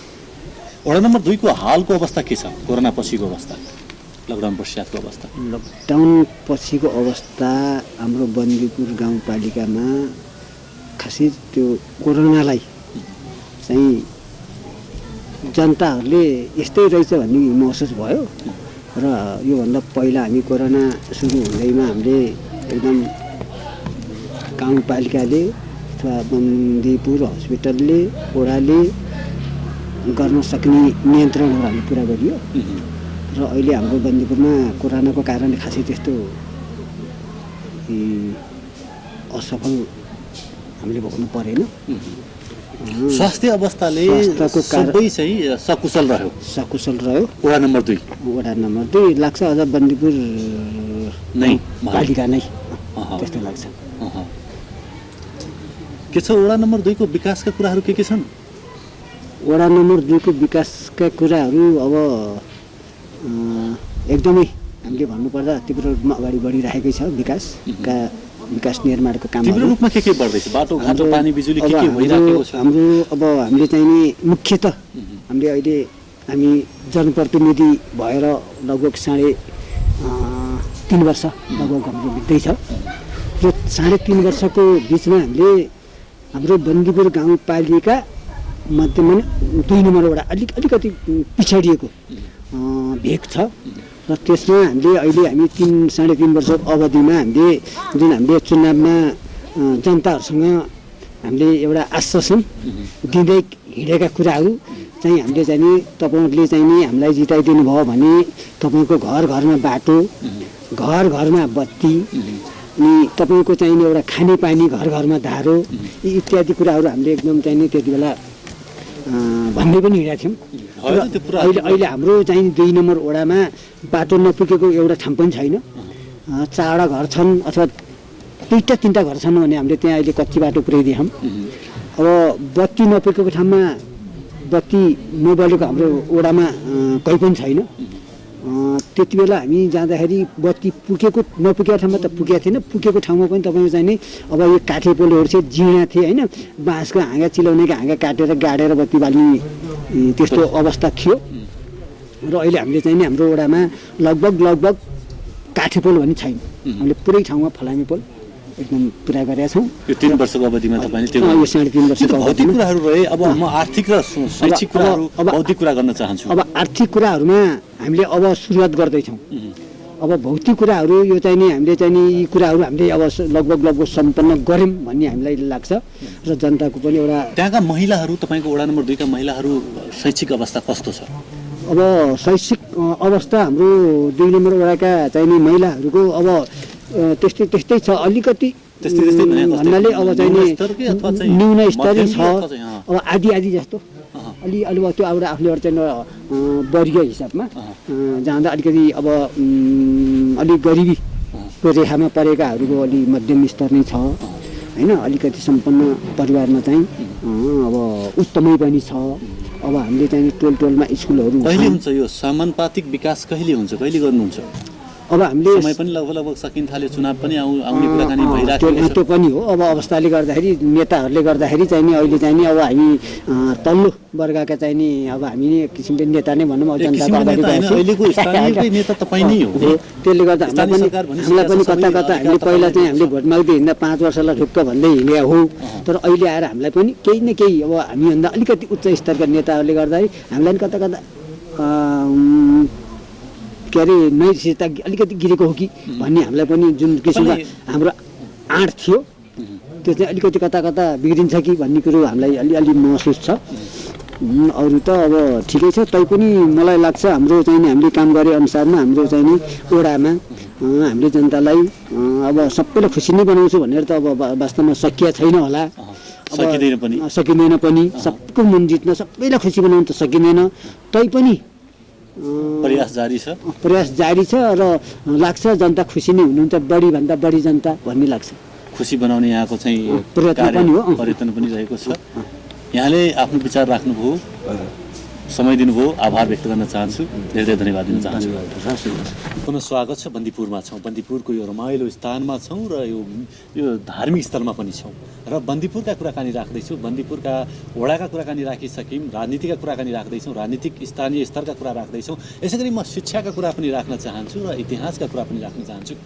मसँग प्राध्यापकज्यू हुनुहुन्छ गोवर्धन भट्टराई। उहाँ के भन्नुहुन्छ, बन्दीपुर कसरी बन्दीपुर बन्न आयो अथवा चाहिँ नेपालकै चाहिँ पर्यटक स्थल बन्न आयो, यी कुराकानी उहाँकै मुखार बिन्दुबाट म स्वागत गर्न चाहन्छु। स्वागत छ। नमस्कार। आराम हुनुहुन्छ? आराम छु। बन्दीपुरलाई कसरी चिनाउनुहुन्छ? मतलब बन्दीपुर भनेर भन्दा के बुझ्ने हामीले आम दर्शकले? बन्दीपुर भन्दा आम दर्शकले बन्दीपुर एउटा ऐतिहासिक सहर हो, नगर हो। बन्दीपुर एउटा मौलिक नगर हो जुन चाहिँ अमेरिकाको CNN ले पनि प्रत्येक 15 दिनमा एकपटक विश्वको मौलिक सहरको नाम दिँदा नेपालको बन्दीपुरको पनि मौलिक सहरको रूपमा चाहिँ हिस्टोरिकल प्लेसको रूपमा चाहिँ नाम दिएको हामीले सुनेका छौँ। त्यसैले यसलाई चाहिँ एउटा ऐतिहासिक नगर, मौलिक नगर, पर्यटकीय नगरी, पर्यटन केन्द्रको नगरको रूपमा बन्दीपुर चिनिन्छ। र बन्दीपुरको इतिहास हेर्दै जाँदा बन्दीपुर राणाकालमा पश्चिम 3 नम्बर तनहुँको प्रमुख स्थान बन्दीपुर हो। जुन कुरा राजा महेन्द्र समेत बन्दीपुरमा आएर बन्दीपुरको यो मौलिक नगरमा चाहिँ बसेर यहाँको चाहिँ विकासको कामहरू, शिक्षा हाई स्कुल खोल्ने काम, प्राइमरी स्कुल खोल्ने काम र यहाँको मान्छेलाई चाहिँ पानीको असुविधा भएको हुनाले 7 किलोमिटर परबाट पानी ल्याइदिने काम र बन्दीपुरको हस्पिटल स्थापना गर्ने काम चाहिँ राजा महेन्द्रले 2015 सालमा बन्दीपुरमा आउँदाखेरिमा यो योजना ल्याएर बन्दीपुरको बिस्तार विकास हुँदै गएको हो। र बन्दीपुर कसरी सुरुवात भयो त भन्दै जाँदा पाल्पाको राजा मुकुन्द सेन बडो एउटा चाहिँ प्रतापी राजा, दूरदर्शी राजा थिए। उनले यो तनहुँसुर भन्ने ठाउँमा आफ्नो राजधानी राखे, सेन राज्य राखे। आफू राजा नहुने राज्य साना तिना चाहिँ भुरे टाकुरे राज्यहरू जित्दै जाने, त्यहाँ आफ्ना भाइ भतिजाहरूलाई राजा बनाउने, आफू चाहिँ त्यस्तै किसिमबाट आफू डुल्दै राज्य विस्तार गर्दै क्रममा चाहिँ बन्दीपुर आइपुगेर बन्दीपुरको त्यो डाँडो मुकुन्देश्वरी अहिले पनि नाम छ। मुकुन्द सेन आएर बसेको हुनाले मुकुन्देश्वरी भने हो। त्यहाँ एउटा कुटी पनि छ। र 33 सालमा मैले हाई स्कुलका विद्यार्थीहरूलाई शैक्षिक भ्रमणमा लिएर जाँदाखेरिमा मुकुन्द सेनका पालाको खुडा, खुकुरी, तरबारहरू त्यही कुटीमा थियो। अहिले त्यहाँको चाहिँ संरक्षण नभएको कारणबाट हामीले केही त चोरी भयो, हरायो र बाँकी केही भएको चाहिँ हामीले यही खड्गदेवीमा ल्याएर राखेका छौँ, सुरक्षित रूपमा राखेका छौँ, व्यवस्थापन गरियो। त्यो व्यवस्थापन गर्ने समितिको सचिव म आफै थिएँ र यहाँ ल्याएर राखिएको छ। त्यो अहिले सुरक्षित रूपमा चाहिँ खड्गदेवी मन्दिरमा चाहिँ छ। र त्यस बेलादेखि जब मुकुन्द सेन राजा यहाँ आएर बसेपछि, ध्यान तपस्या गरेपछि मुकुन्द सेन राजासँग आउने सेनाहरू विभिन्न समावेशी सेना थियो। सार्की, कामी, दमै, बाहुन यी सबै देवार जातिहरू थिए। ती जातिहरूसँग आउँदाखेरि यो बन्दीपुरको ठाउँमा विकास भयो। धेरै गुरुङ र मगरहरू भएको हुनाले, अझै मगरहरू सेनामा भएको हुनाले मगरहरूको चाहिँ बसोबास चाहिँ यता वरिपरि बन्दीपुरमै भएको देखिन्छ। र मुकुन्द सेनको गुरु भट्टराई बाहुन आफ्नो पुरोहित गुरु भएको हुनाले भट्टराई बाहुन पनि त्यही बेलामा आएर बसोबास गरे हुन्। अहिले बन्दीपुरमा भट्टराई बाहुन चाहिँ 20-30 घरहरू, 25-30 घरहरू अझै यहीँ छन्। बन्दीपुरको निर्माण यसरी भएको हजुर। बन्दीपुर विकासका लागि विकासको गतिविधि तपाईँले पहिलाबाट हेर्नु भएको छ अनि अहिलेसम्म आइपुग्दासम्म सरसर्ती के विकास भयो? पहिलेको बन्दीपुर र अहिलेको बन्दीपुरमा के भिन्नता पाउनुहुन्छ तपाईँले? पहिलाको बन्दीपुर एउटा वाणिज्य, पहिलाको बन्दीपुरमा हेर्दै जाँदाखेरिमा त्यो पौराणिक कालमा पहिलाको जहाँ जब यो मोटर पृथ्वी राजमार्ग थिएन तब यो एउटा व्यापारिक केन्द्र थियो, वाणिज्य केन्द्र थियो। यहाँ काठमाडौँ, ललितपुर, भक्तपुरबाट नेवारहरू आएर व्यापार गर्थे र उनीहरूले व्यापारको सिलसिलामा कलकत्तामा बसेर माल सामान पठाउने। त्यो बेलामा त भारतको राजधानी कलकत्ता थियो, पछि दिल्ली सरेको हो। कलकत्ताबाट माल सामान पठाउने र यहाँ माल सामान ल्याएर चाहिँ थोक व्यापार गर्थे। लमजुङ, मनाङ, गोर्खा, कास्की, स्याङ्जा, पाल्पासम्मका मान्छेहरू यहाँ माल सामान लिन आउँथे। त्यो बेलामा चाहिँ एकदम भिड हुन्थ्यो, एकदम व्यस्त सडक हुन्थ्यो र नेवारहरूले यो व्यापारमा चाहिँ बन्दीपुर एउटा प्रमुख स्थानको रूपमा चाहिँ चिनिन्थ्यो, जुन पोखराभन्दा पनि अगाडि थियो, वाणिज्य केन्द्रको रूपमा। सदरमुकाम थियो, जिल्ला सदरमुकाम पनि बन्दीपुरमै भयो र बडाहाकिम पनि बन्दीपुरमै राखियो त्यो बेलामा। र पछि बिस्तार जाँदा 25 सालमा जब यो तनहुँको सदरमुकाम, 18 सालमा चाहिँ राजा महेन्द्रले यो पुनर्संरचना गरे। अञ्चल, जिल्ला, गाउँ पञ्चायत र वडा पुनर्संरचना गर्दाखेरिमा 75 जिल्ला र 14 अञ्चल र गाउँ विकास समिति, गाउँ पञ्चायत चाहिँ भयो। त्यसपछि 25 सालमा बन्दीपुरको सदरमुकाम चाहिँ दमौली सर्यो। सरेपछि यो सन्नाटा छायो बन्दीपुरमा, एउटा भूतको सहर भन्न थाले। र यहाँ कोही पनि जम्मै यहाँका चाहिँ घरहरूमा माउसुलीहरू हिँड्थे, मान्छे जम्मै बाहिर पलायन भए। मान्छेहरू कोही नारायणघाट, कोही काठमाडौँ, कोही सडकको नजिक डुम्रे, दमौलीतिर गए र एउटा भूतको सहर थियो। 7 बजेदेखि भूतनाथ थियो भन्थे। त त्यसपछि हामी यहीँ बन्दीपुरका वासीहरू बसेर हामीले अब बन्दीपुरलाई कसरी हाइलाइट गर्न सकिन्छ त भनेर हामीले सरसल्लाह गऱ्यौँ र हामी मध्यम वर्गका मान्छे बन्दीपुर बसे। धनी पनि बन्दीपुरबाट पलायन भए, एकदम गरिब खान नपुग्ने तल्लो स्तरका मान्छे पनि बन्दीपुरबाट पलायन भए। उनीहरू जहाँ गएर पनि कुल्ली काम गरेर खाने, धनी मानिको लगानी गरेर खाने। त्यसले गर्दाखेरि यहाँका मध्यमवर्गीय र बुद्धिजीवी विशेष गरी क्षेत्री बाहुनहरू यस ठाउँमा बस्न थाले र बसेर हामीले यसलाई चाहिँ अब उपाय के छ त भन्दाखेरिमा एउटा पर्यटन केन्द्र बनाउने, आराम गर्ने ठाउँ बनाउने, मान्छेहरू काठमाडौँ पोखराबाट आएर विदेशबाट आएर बन्दीपुरमा बसुन्, रोड छ नजिकै पृथ्वी राजमार्ग छ, त्यहाँबाट आएर यहाँ चाहिँ रेस्ट गरौँ, वन स्टप बन्दीपुर भनेर हामीले चाहिँ त्यो कदम चाल्यौँ। कदम चाल्दा चाल्दा हाम्रै बन्दीपुरको साउलाई ल्याएर होटेल, टुरिस्ट होटेलहरू राम्रो चाहिँ विदेशीहरूलाई समेत सुहाउने बस्न सुविधा हुने कम्फर्टेबल होटेलहरू खोल्न लगायौँ। उनीहरूले खोले र हामीले 1998मा भिजिट नेपालको कार्यक्रममा चाहिँ हामीले वन स्टप बन्दीपुर भनेर हामीले मन्त्रालयबाट स्वीकृति लिएर त्यसपछि हामी यो चाहिँ पर्यटन केन्द्र बनाउने भनेर हामी लाग्यौँ र हामीले 3टा कुरालाई बन्दीपुरमा हाइलाइट गर्न 3टा कुरा चाहिँ हामीले अवधारणा हामीले ल्यायौँ। टी को अवधारणा ल्यायौँ। टी को मतलब टुरिज्म हो, यसको मतलब हेल्थ, यहाँ चाहिँ टिबी रोग लागेका मान्छे बाहिरबाट आयो भने पनि निको हुने, हेल्थ एकदम हस्पिटलहरू राम्रो बनाउने। ई भनेको एजुकेसन। त्यसमा हामीले नोटरडेम स्कुल ल्याउन सफल भयौँ एजुकेसनमा। अब यसमा हेल्थमा चाहिँ यो म्याटर्नलहरू, टिबी रोगको भवनहरू बनाउने अनि काममा ल्यायौँ। अनि अर्को टुरिस्टमा होटेलहरू खोल्ने, बजारमा चाहिँ एकदम मोटर आउन नदिने, बाइपास रोड बनाउने, त्यहाँ ढुङ्गा छाप्ने, निट एन्ड क्लिन बनाउने, कुनै पनि धुलो धुवाँ सुवाँ हिलो सिलो केही नउड्ने बनाउने, आरामसँग पिसफुल शान्तपूर्वक मान्छे बस्छन्, बाहिर विदेशीहरू बस्छन्, पर्यटकहरू बस्छन् भन्ने दृष्टिकोणले हामीले यसलाई चाहिँ डीको अवधारणा लिएर हामीले विकास गर्दै गयौँ। विकास गर्दै जाने क्रममा हेल्थको पनि त्यति विकास हुन सकेन, हस्पिटलहरूको पनि, र एजुकेसनको पनि नोटरडेम मात्रै भयो, अरू विकास हुन सकेन। यहाँ डिग्री कलेजहरू खोल्न सकिएन, एउटा ब्याचलरको कलेज मात्रै खोल्न सकियो। कसो कमजोरी रह्यो नखोल्नुमा? नखोल्नुमा चाहिँ प्रयास त बन्दीपुरबाट प्रशस्त भएको हो। काठमाडौँमा बन्दीपुर सामाजिक विकास समिति पनि छ, त्यसले पनि निकै प्रयास गरेको हो। तर त्यति भएन र टुरिज्मले चाहिँ एकदम पाइला अगाडि बढ्यो। त्यसैले यसलाई चाहिँ पहाडकी रानी बन्दीपुरको नाममा चाहिँ परिचित भयो अहिले। र यहाँ चाहिँ टुरिस्टहरू अहिले कोभिडको कारणले टुरिस्टहरू कम भए, नत्र भने बन्दीपुरमा खचाखच तपाईँको होटलमा चाहिँ ठाउँ नै म थोरै जोड्न चाहन्छु। विभिन्न विकासका परिवर्तनसँगै तपाईँको राजनीतिक परिवर्तन पनि अवश्य हुन्छ। के राजनीतिक परिवर्तन भयो यहाँ, तपाईँले के देख्नुभयो? राजनीतिक परिवर्तनले त्यति चाहिँ विकास गर्ने क्रममा चाहिँ ल्याएन। किनभने विकास भनेको कुरा चाहिँ निरन्तर चलिरहने कुरा हो। तर यहाँ भएन, चेन्ज भए मान्छेहरू चाहिँ, परिवर्तनको चाहिँ नाममा चाहिँ चेन्ज चाहिँ भए, नेताहरू चेन्ज भए, कार्यकर्ताहरू चेन्ज भए, तर प्रवृत्ति र त्यसको चाहिँ कार्यक्रम जुन छ जनतामा आउनुपर्ने, जनताको अवस्था र व्यवस्थामा चाहिँ परिवर्तन हुन सकेन। अवस्था र व्यवस्था त्यस्तै छ, तर नेताहरू चाहिँ नयाँ नेताहरू आए, परिवर्तन हुँदै गए, त्यति हो। अरू विकास चाहिँ त्यसरी विकास हुने क्रममा चाहिँ बिस्तारै विकास त भइरहेछ। यहाँ बन्दीपुरमा विकास नभएको त होइन, जति हुनुपर्ने थियो त्यति भएन। तपाईँले सोचे जति भएन। मिठो कुराका लागि धेरै धन्यवाद दिन चाहन्छु यहाँलाई। हजुर, धन्यवाद। पुनः स्वागत छ। तपाईँ हेर्दै हुनुहुन्छ गोल्डन नाइट टेलिभिजनमा। मफसल राजनीतिक विशेषमा हुनुहुन्छ।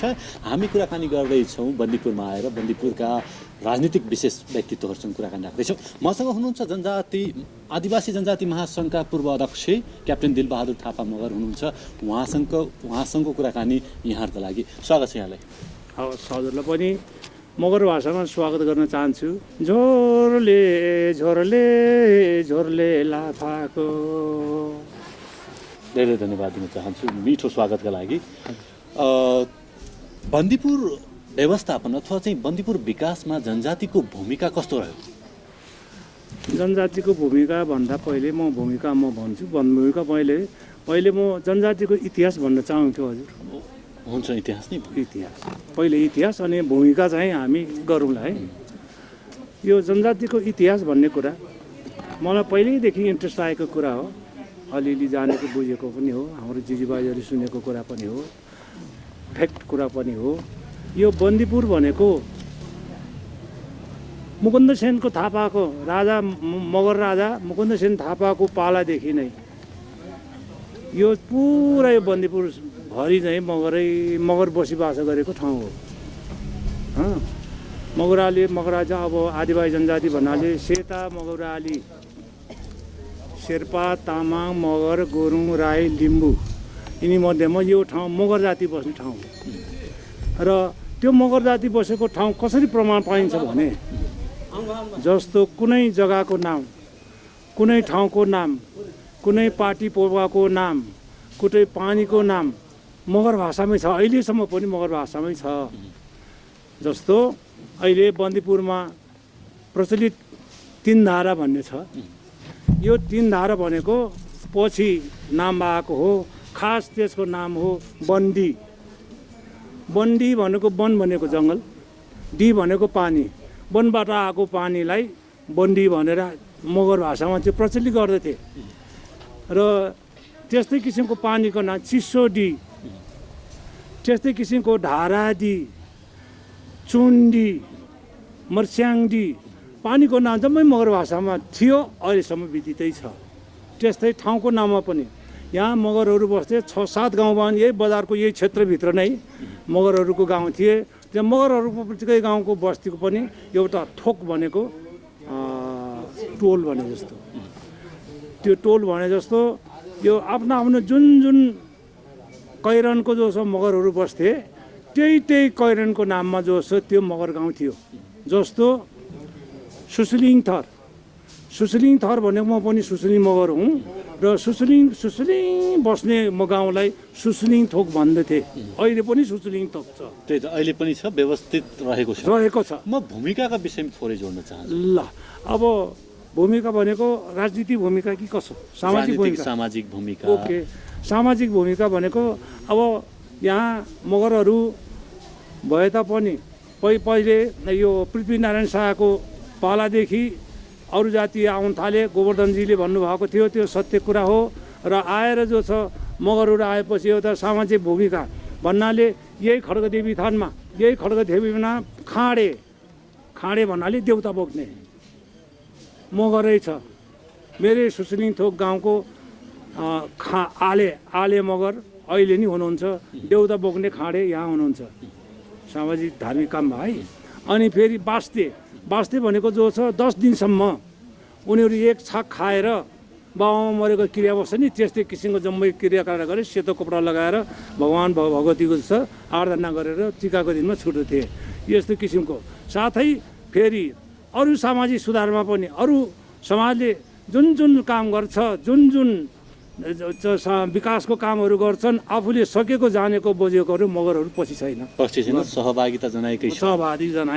तपाईँ पूर्व अध्यक्षका नाताले म सोध्न चाहन्छु, यहाँ अथवा चाहिँ बन्दीपुरमा तपाईँको आदिवासी जनजातिको चाहिँ राजनीतिक अवस्था कस्तो छ? राजनीतिमा कतिको सहभागिता छन्? के छ, कस्तो छ अवस्था? राजनीतिक अवस्थामा गत यो 56 सालको चुनावमा 3रा नम्बर थियो राष्ट्रिय जनमुक्ति पार्टी। राष्ट्रिय जनमुक्ति पार्टी भनेको 90% आदिवासी जनजातिको मात्रै हो, 10% अरू जातिहरू छन्, खसहरू बाहुनहरू नभने जम्मै सेता मगरालीहरू पनि छन्। त्यो बन्दीपुरमा मगर गुरुङको बाहुल्यता भएको कारणले म यो 56 सालको चुनावमा काङ्ग्रेस एमाले 3रा नम्बरमा राष्ट्रिय जनमुक्ति पार्टी थियो। त्यति बेलाको अवस्था त्यो थियो। कस्तो छ आर्थिक अवस्था, शैक्षिक अवस्था के छ? आर्थिक अवस्था गर्ने हो भने यो आदिवासी जनजातिहरू अरू हेरेर कमजोर नै छ। उनीहरूको आय स्रोत भनेको त विदेशबाट आउने नै हो। लाउरे भएर पेन्सन लाउने या लाउरे भएर जाहेर गएर पठाउने या विदेश अरू देशमा गएर लाउने नै हो। यहाँ जस्तो आएर यहाँ आफ्नो देशमा बसेर जस्तो उसले आर्थिक स्रोत केही पनि गर्न सक्दैन, केही पनि गर्न पाउँदैन, केही पनि गरेको छैन। विदेशबाट जो आयो त्यतिको भरमा जस्तो छ। वैदेशिक रोजगारमा चाहिँ बढी आबद्ध अथवा चाहिँ वैदेशिक रोजगारमा निर्भरता रहेको छ। यहाँले आफ्नो समय दिनुभयो, यहाँप्रति आभार व्यक्त गर्न चाहन्छु। पुनः स्वागत छ यहाँ समक्ष। हामी बन्दीपुरका कुराकानी राख्दैछौँ, बन्दीपुरका आवाज राख्दैछौँ। हामी अहिले खड्कादेवी मन्दिरमा छौँ अथवा चाहिँ यहाँको चाहिँ धार्मिक स्थलमा छौँ। खड्कादेवी पूजा समितिका अध्यक्षसँगको कुराकानी राख्दछौँ। यो धर्मस्थल अथवा चाहिँ यो मन्दिरको विशेषता के छन्, यो विषयमा चाहिँ आफ्नै मुखार बिन्दुबाट राख्दै हुनुहुन्छ आनन्द मान जोशीजी, उहाँलाई स्वागत गर्न चाहन्छु। स्वागत छ यहाँलाई। धन्यवाद। आराम हुनुहुन्छ? हजुर आराम छ। देश विदेशबाट पर्यटकहरू आउँछन् मन्दिर हेर्न? आउँछ, धेरै अब यो लकडाउन नहुँदा त धेरै मान्छे आउँथे। डलर पनि यहाँ बाक्सामा चढाएर जान्थे कहिले कहिले। अहिलेको अवस्था चाहिँ न्यून छ। अहिलेको हाम्रो आन्तरिक पर्यटन मात्रै अलिअलि सुरु भएको छ हुनलाई। के छ नि यसको चाहिँ विशेषता के छ? खड्ग देवी चाहिँ मन्दिरको विशेषता के छ? यो खड्ग देवी मन्दिर हाम्रो विष्णुबहादुर भण्डारीज्यूको किताब अनुसार 300-400 वर्ष पहिला यहाँ स्थापना भयो। अनि यहाँ स्थापना भएपछि हाम्रा बाउ बाजे दिदीबाजेहरूले यो कार्यक्रम चलाउँदै आयो। यहाँ विशेष गरेर बडा दसैँ चैते दसैँमा पाठ पूजा हुन्छ। यहाँ हाम्रो औँसीको परेवादेखि बास्दै बस्ने कामी, मगर, दमै, पुजारी बाहुन छ। खाँडे भन्ने अघि पनि कुरो आयो, खाँडे मगर र कामी छ हाम्रो। यो सप्तमीको दिन अर्थ के गर्नु उहाँको के हुन्छ? मगर खाँडेले यहाँ माथिबाट देउता खड्ग यात्रा गर्दा यहाँसम्म निस्किन्छ फुलपातीको दिन। यहाँबाट कामी खाँडेको हातमा जान्छ यहाँ यो ढोकानिरबाट, यहाँबाट उता माइती घर जान्छ। माइती घर गएपछि त्यहाँ यो ठाडा टोल भन्ने छ, त्यहाँबाट तल खड्ग यात्रा हुन्छ बजारमा। अनि चन्देनी टोल गएपछि त्यहाँ खड्ग लाएर आएर हाम्रो भण्डारीहरूको पनि निशान पूजा भन्ने त्यहाँ भण्डारी टोलमा हुन्छ। त्यो निशान पूजा आएर यहाँ खड्ग त्यो चन्देनी टोलमा निशान डोली मिसाइन्छ। त्यहाँबाट खड्गदेवी अलिक तल गएर गहना सहना लाएर त्यहाँ चन्देनी टोल भेडा काट्ने चलन थियो पहिला यहाँ। अहिले त्यो यो मान्छेको उपद्रव काटमार गर्दाखेरि भेडा काट्दाखेरि यहाँ मान्छे बेसरी झै झगडा भएर मान्छे कुनै मर्दा पनि मऱ्यो। एकपल्ट 56-57तिर हो कि एकजनाको ज्यान गयो। त्यहाँदेखि भेडा काट्न यहाँ बन्द गरियो हामीले। त्यहाँदेखि त्यो चन्देनी टोलबाट फेरि मगर खाँडेको हातमा खड्ग देउता आएपछि हामी त्यहाँबाट खड्ग फिर्ता गरेर यहाँबाट तल सप्तमी, अष्टमी, नवमी, दशमीसम्म तल राख्छौँ। दशमीसम्म तल राखे फेरि अनि दशमीको दिन यहाँ बिन्दुवानीसम्म खड्ग यात्रा हुन्छ। त्यहाँबाट खड्ग त्यहाँबाट फेरि त्यहाँ डोली जान्छ। शुक्र यता भयो भने डोली यता जान्छ, पश्चिम जान्छ। पूर्व शुक्र भयो पश्चिम शुक्र भयो भने पूर्व जाने, पूर्व भयो भने पश्चिम जाने गर्छ डोली। त्यहाँबाट देउता फिर्ता भएर यहाँ भित्रिन्छ। त्यो यहाँ कार्यक्रम आफ्नो विधिअनुसार कार्यक्रम हुन्छ। बोका काट्ने या पूजा नरिवल चढाउने त्यो कार्यक्रम गरेर पूजापाठ गरेर विधिअनुसार देउता आफ्नो ठाउँमा विराजमान हुन्छ। भक्तजनले कति बेला अथवा चाहिँ मन्दिरभित्र दर्शन गर्न पाउने के छ परम्परा के छ? अब यो हाम्रो बिहान बेलुका निम पूजा हुन्छ। सधैँ पुजारीले पूजा गर्छ। बेलुका बत्ती सत्ती दिने चलन चलिआएको छ। अब हामी व्यक्तिले कुनै बेला पूजा गर्नु पर्यो भने भित्र गएर पूजा गर्नु, पुजारीसित या समितिसित साँचो मागेर पूजा गर्न सक्नुहुन्छ। दसैँको 9 दिन ढोका खुल्ला हुन्छ सधैँ। त्यति बेला चाहिँ भक्तजनहरू आउनु जान पाए। फुलपातीको दिन यहाँ धेरै भिड लाग्छ, ठुलो जात्रा जस्तै। बोका, कुखुरा, परेवा सबै यहाँ बलि चढ्छ फुलपातीको दिन। हाम्रो नियमित चाहिँ परेवाको दिनदेखि पहिला त यहाँ 17वटा बोका, 6वटा राँगो अनि कुखुरा, तल्ला, भाले गरेर बलि पर्थे। अहिले त्यो काटमार हटाउने जाँदै गरेर हामीले काटमार नगरौँ नरिवलतिर चलाउँ भन्ने हिसाबमा कटअप गर्दै लगाएको छौँ। अहिले 6वटा बोका चल्छ। एउटा पाडो काटिन्छ अनि कुखुराको भाले एउटा अनि चल्ला एउटा काटेर गर्छौँ हामी। यसरी मनाउने गर्नु भएको छ। धेरै धेरै धन्यवाद दिन चाहन्छु। यो धार्मिक स्थलको विषयमा जानकारी राखिदिनु भयो, आभार व्यक्त गर्न चाहन्छु। धन्यवाद।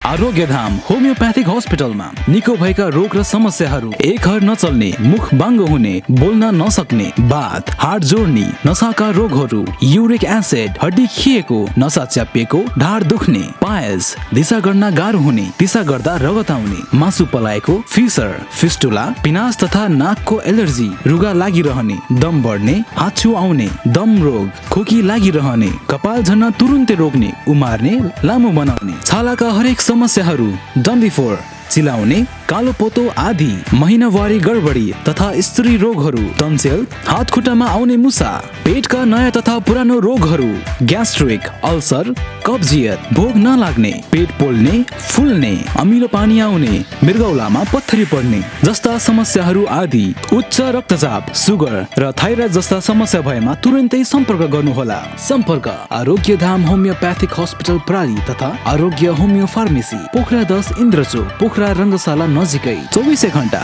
सेवा भइरहने जानकारी गराउँदछौँ।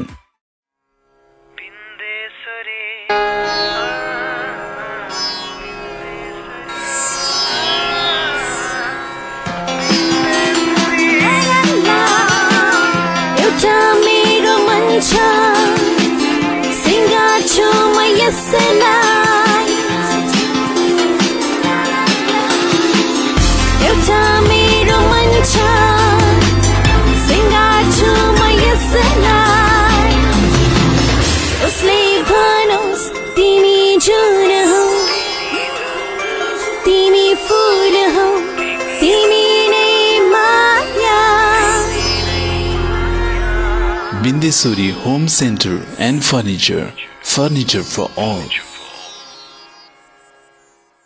लेखनाथको मुटु तालचोकमा अवस्थित B&B फ्रेस हाउस कस्तुरी मिनी मार्केटमा रहेको हाम्रा सम्पूर्ण ग्राहक तथा शुभचिन्तकहरूमा जानकारी गराउँदछौँ। हामी कहाँ शुद्ध ताजा लोकल खसी, बोका, कुखुराको मासु, अन्डा, बटाईको मासु, बटाईको अन्डा, ससेज खुद्रा तथा होलसेल मूल्यमा बिक्री गरिन्छ। साथै पशुपक्षीको दाना पनि बिक्री गरिन्छ। ग्राहक वर्गको सहजताको लागि होम डेलिभरीको समेत व्यवस्था रहेको जानकारी गराउँदछौँ। सम्पर्क B&B fresh house, Pokhara 27 Talchok, Kasturi mini market. Mobile number 98 181 68 848, 98 271 20 370। Proprietor Prem Bahadur Bhujel, शाखा कार्यालय new Pratik fresh house, Pokhara 30 तावाको मुख। विगत 12 वर्षदेखि अन्नपूर्ण सुपरमार्केट भित्र रहेको DS hanger and dummy house अब नयाँ उत्साह सहित पन्थीगल्ली सर्वेश्वर मार्ग पन्थीरेरिया गाडीको घर एक तला माथि सुरु गरिएको जानकारी सम्पूर्ण ग्राहक वर्गमा गराउँदछौँ। हामी कहाँ ह्याङ्गर, च्यानल डमी, ब्राकेट, लुगा stand dummy, full dummy, half dummy, baby ladies पाइनुका साथै सम्पूर्ण पसल डेकोरेसनका सामानहरू पाइन्छ।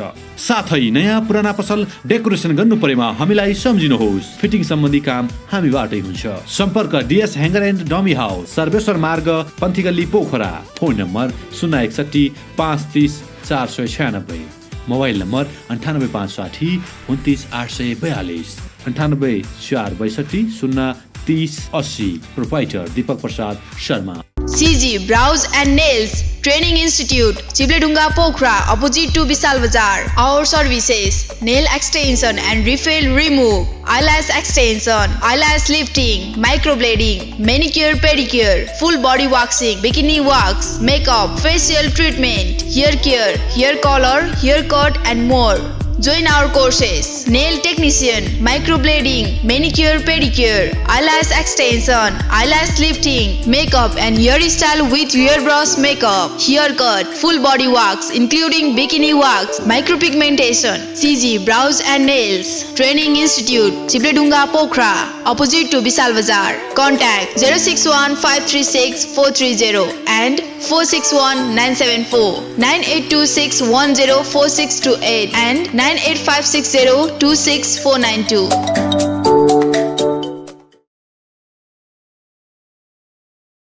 पोखराको मुटु चिप्लेढुङ्गामा अवस्थित Himalayan garden market Chipledhunga, Nepali Congress party कार्यालय सँगै हाम्रा सुविधाहरू: निशुल्क पार्किङको व्यवस्था, बाल उद्यानको सुविधा, बाबु नानीहरू खेल्नका लागि फराकिलो र सुरक्षित स्थान, झरना, प्राकृतिक मनोरम दृश्यको अवलोकनको लागि विशेष सुविधा, सस्तो र सुलभ मूल्यमा गुणस्तरीय वस्तुहरूको उपलब्धता, खाजा र मनोरञ्जनको लागि शान्त, सफा र सुरक्षित स्थानको उपलब्धता, व्यवसाय साथै सभ्य र उत्कृष्ट व्यवहारको पहिचान। हिमालयन गार्डन मार्केट उत्कृष्ट स्थान। सीमित सटरहरू मात्र बाँकी रहेकाले इच्छुकहरूले तुरन्तै सम्पर्क गर्नुहोला। सम्पर्क Himalayan garden market, Chipledhunga 4, Pokhara Kaski. Mobile number 98 460 32 154।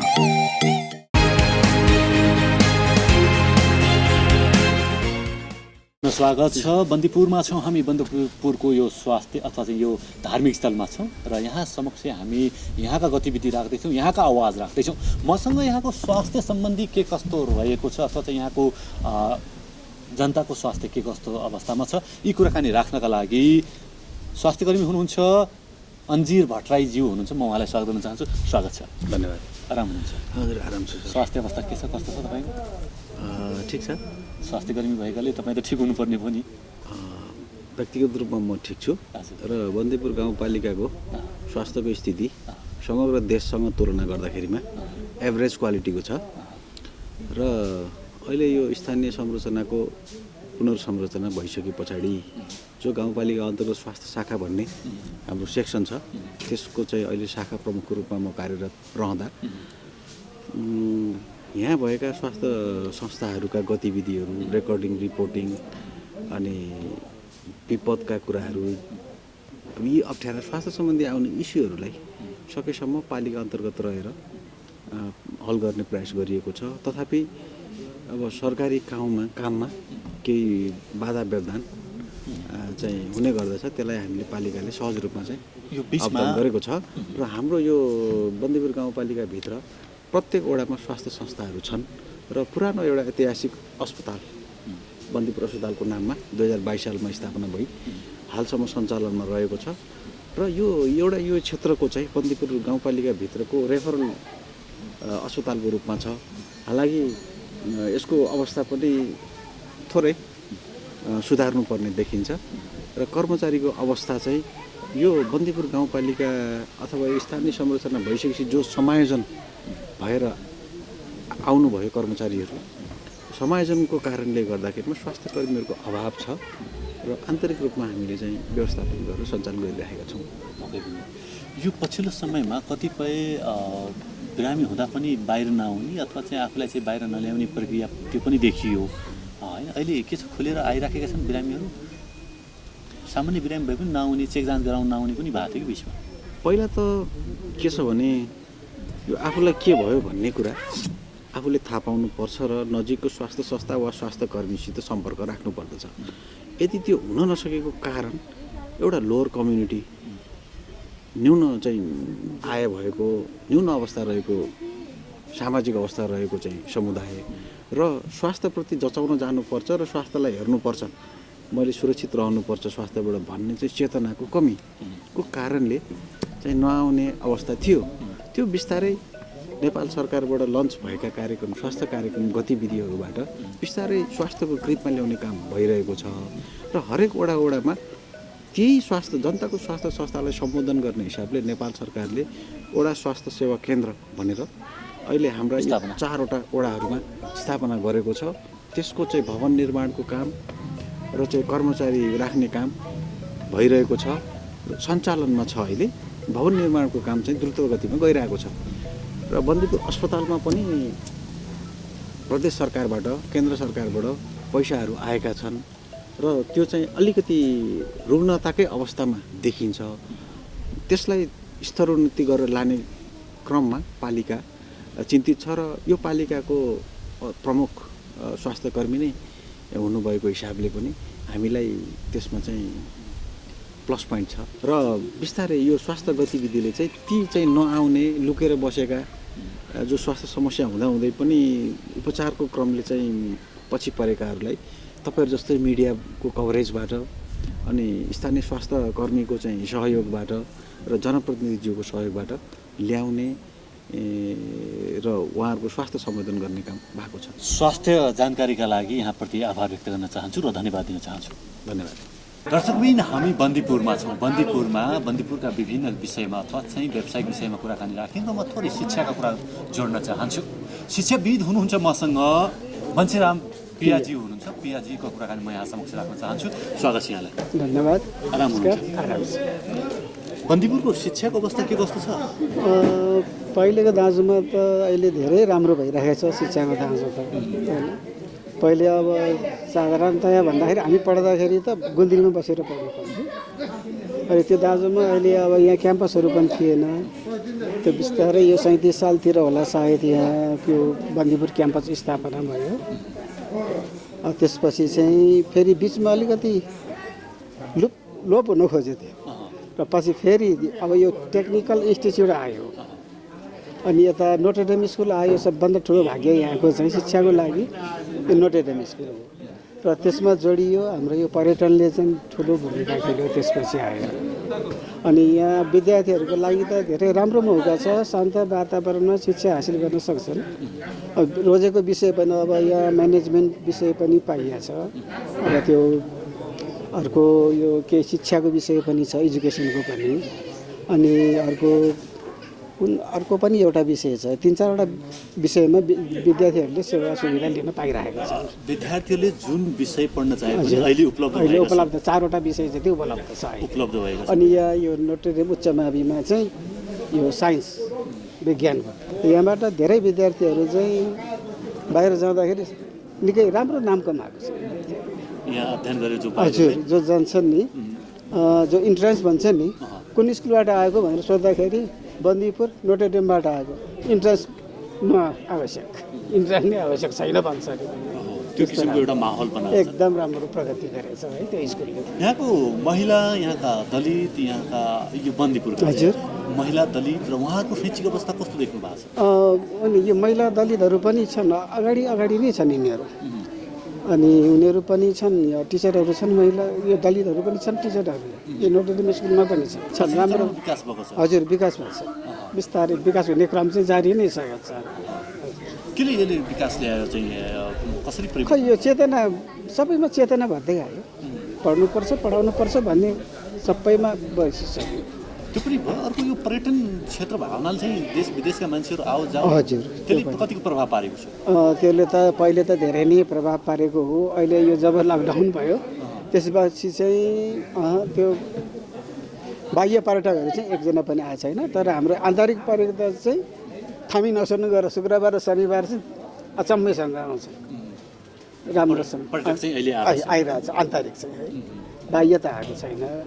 बन्दीपुरको विषयमा थोरै तपाईँले आफूले चाहिँ व्याख्या गर्दाखेरि के बुझ्नुहुन्छ? बन्दीपुर भने के हो, कसरी झल्झल्ती के आउँछ तपाईँको माइन्डमा चाहिँ के? खै कसो यो बन्दीपुर भन्ने बित्तिकै हामीलाई त यस्तो सम्झना आउँछ कि यो जन्मभूमि भयो पहिलो कुरो त होइन। यो जहाँ गए पनि यो बिर्सनै नसकिने हामी। यहाँबाट कुनै दिन काठमाडौँ, पोखरा, नारायणघाट जाउँसुकै जाउँ, कहिले फर्काउँ बन्दीपुर जस्तो हुन्छ हामीलाई त। यस्तो हुन्छ कि हामीहरू बन्दीपुरको लागि यो जन्मभूमि अति नै प्यारो लाग्ने हामीलाई।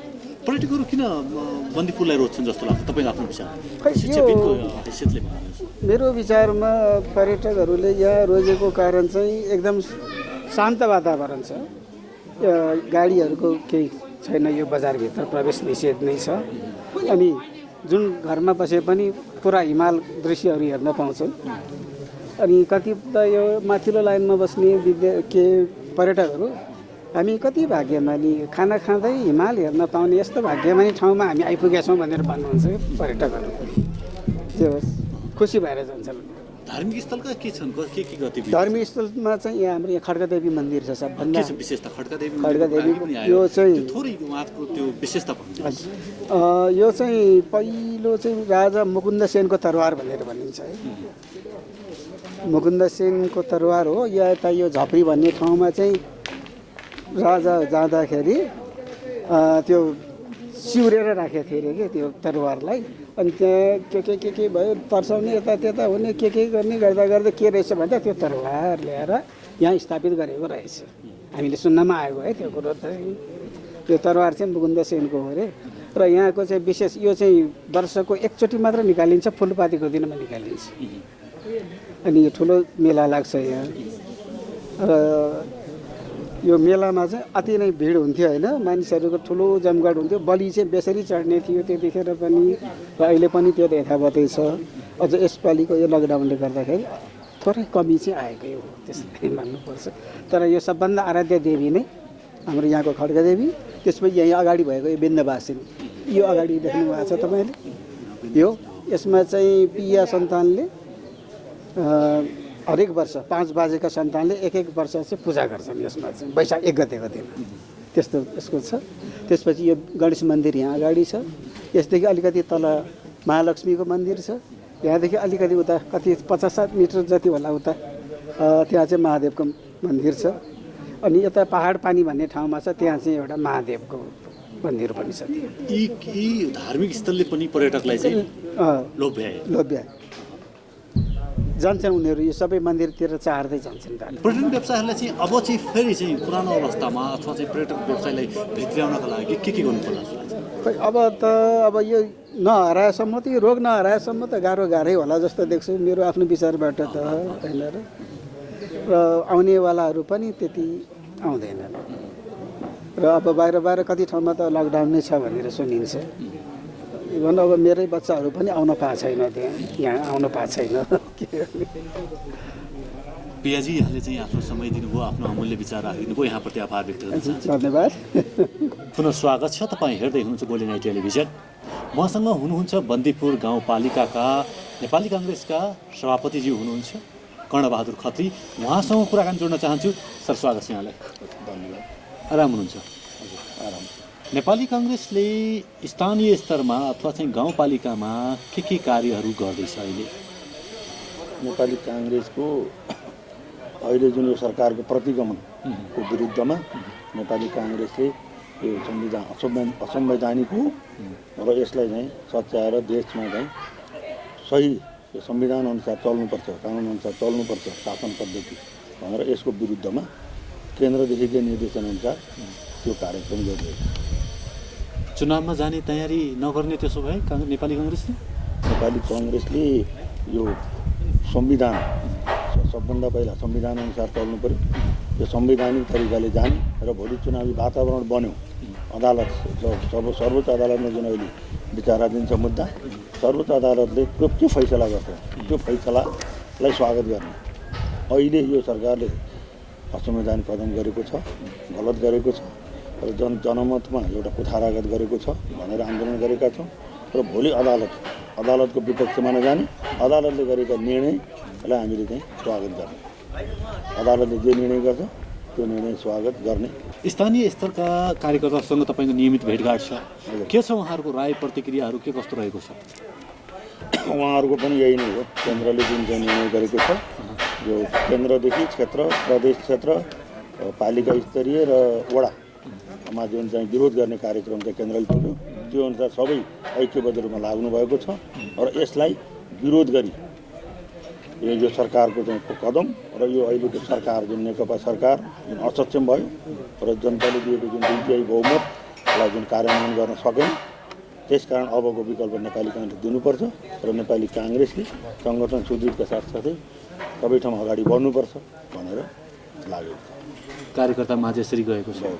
सबै कार्यकर्ताहरूको माग नै जुन चाहिँ जनताले दिए। स्थानीय स्तरको चाहिँ सरकारले गरेका विकासका कार्यमा कतिको तपाईँ सन्तुष्ट हुनुहुन्छ? यो स्थानीय स्तरले गरेका विकास कार्यहरू जुन हिजो हामी सर्वदलीय संयन्त्र थियो त्यो चुनाव हुनुभन्दा पहिला, त्यति बेला सर्वदलीय बसेर योजनाका कामहरू कसरी गर्ने, विकास योजनाहरू कसरी अगाडि लैजाने, उपभोक्ता समितिहरू कसरी गठन गर्ने, यी सम्पूर्ण कुराहरू थियो भने अहिलेको सरकारले जुन यो काम गरेको यो एकलौटी पाराले र कुनै पारदर्शिता देखिएको छैन र सबै दल यहाँ भएका क्रियाशील राजनीतिक दलमा ल अन्य दलहरूको नाम नलिउँ, कमसेकम राष्ट्रिय मान्यता प्राप्त दल त नेपाली काङ्ग्रेस र जनता समाजवादी पार्टी पनि छ, तर कुनै औपचारिक कार्यक्रममा बोलाउने बाहेक कुनै पनि कामहरू अहिले गरिएका विकास निर्माणका कामहरू जुन तरिकाले जानुपर्थ्यो, यो बन्दीपुर बजार जुन चाहिँ एउटा ऐतिहासिक एउटा मौलिक नगरी बन्दीपुरलाई जसरी चाहिँ अझ सजाएर अझ राम्रो फुलबारी बनाउनु पर्थ्यो, यो चाहिँ नभएर यहाँ भएका प्राकृतिक संरचनाहरूलाई भत्काउने, यी सबमा चाहिँ डाँडामा चाहिँ ब्रेकरहरू लगाउने र यो कुनै जनताको चाहिँ आवाज हुन्छ नि, जनताले यो भएन यसरी जानु पर्यो भनेको कुरा पनि सुनवाई नभएको अवस्था हुनाले यो कुनै पनि त्यति अपेक्षा अनुसार चाहिँ काम नभएको। नेपाली काङ्ग्रेस स्थानीय अथवा चाहिँ बन्दीपुरको कुरा गर्दैछु म, विकासको पक्षमा छ कि विचारको पक्षमा छ? नेपाली काङ्ग्रेस विकासको पक्षमा। विकास चाहन्छ। विकास चाहने नेपाली काङ्ग्रेसलाई किन बन्दीपुरले चाहिँ भोट दिँदैन? मलाई यो बडा समस्या लाग्दैछ। बन्दीपुरमा यो विभिन्न आन्तरिक कारणहरू हो र विकास जो नेपाली काङ्ग्रेसले जति विकास गरेको छ स्थानीय तहमा नेपाली काङ्ग्रेस जित्न नसके पनि केन्द्रीय तहबाट नेपाली काङ्ग्रेसबाट निर्वाचित नेताहरूकै पहलमा यहाँ जति विकास कार्यक्रमहरू भएका छन् यो नेपाली काङ्ग्रेसकै पालामा भएको हो। यहाँ विभिन्न बाटाहरू देख्नुहुन्छ, विद्युतहरू देख्नुहुन्छ, यी सबै।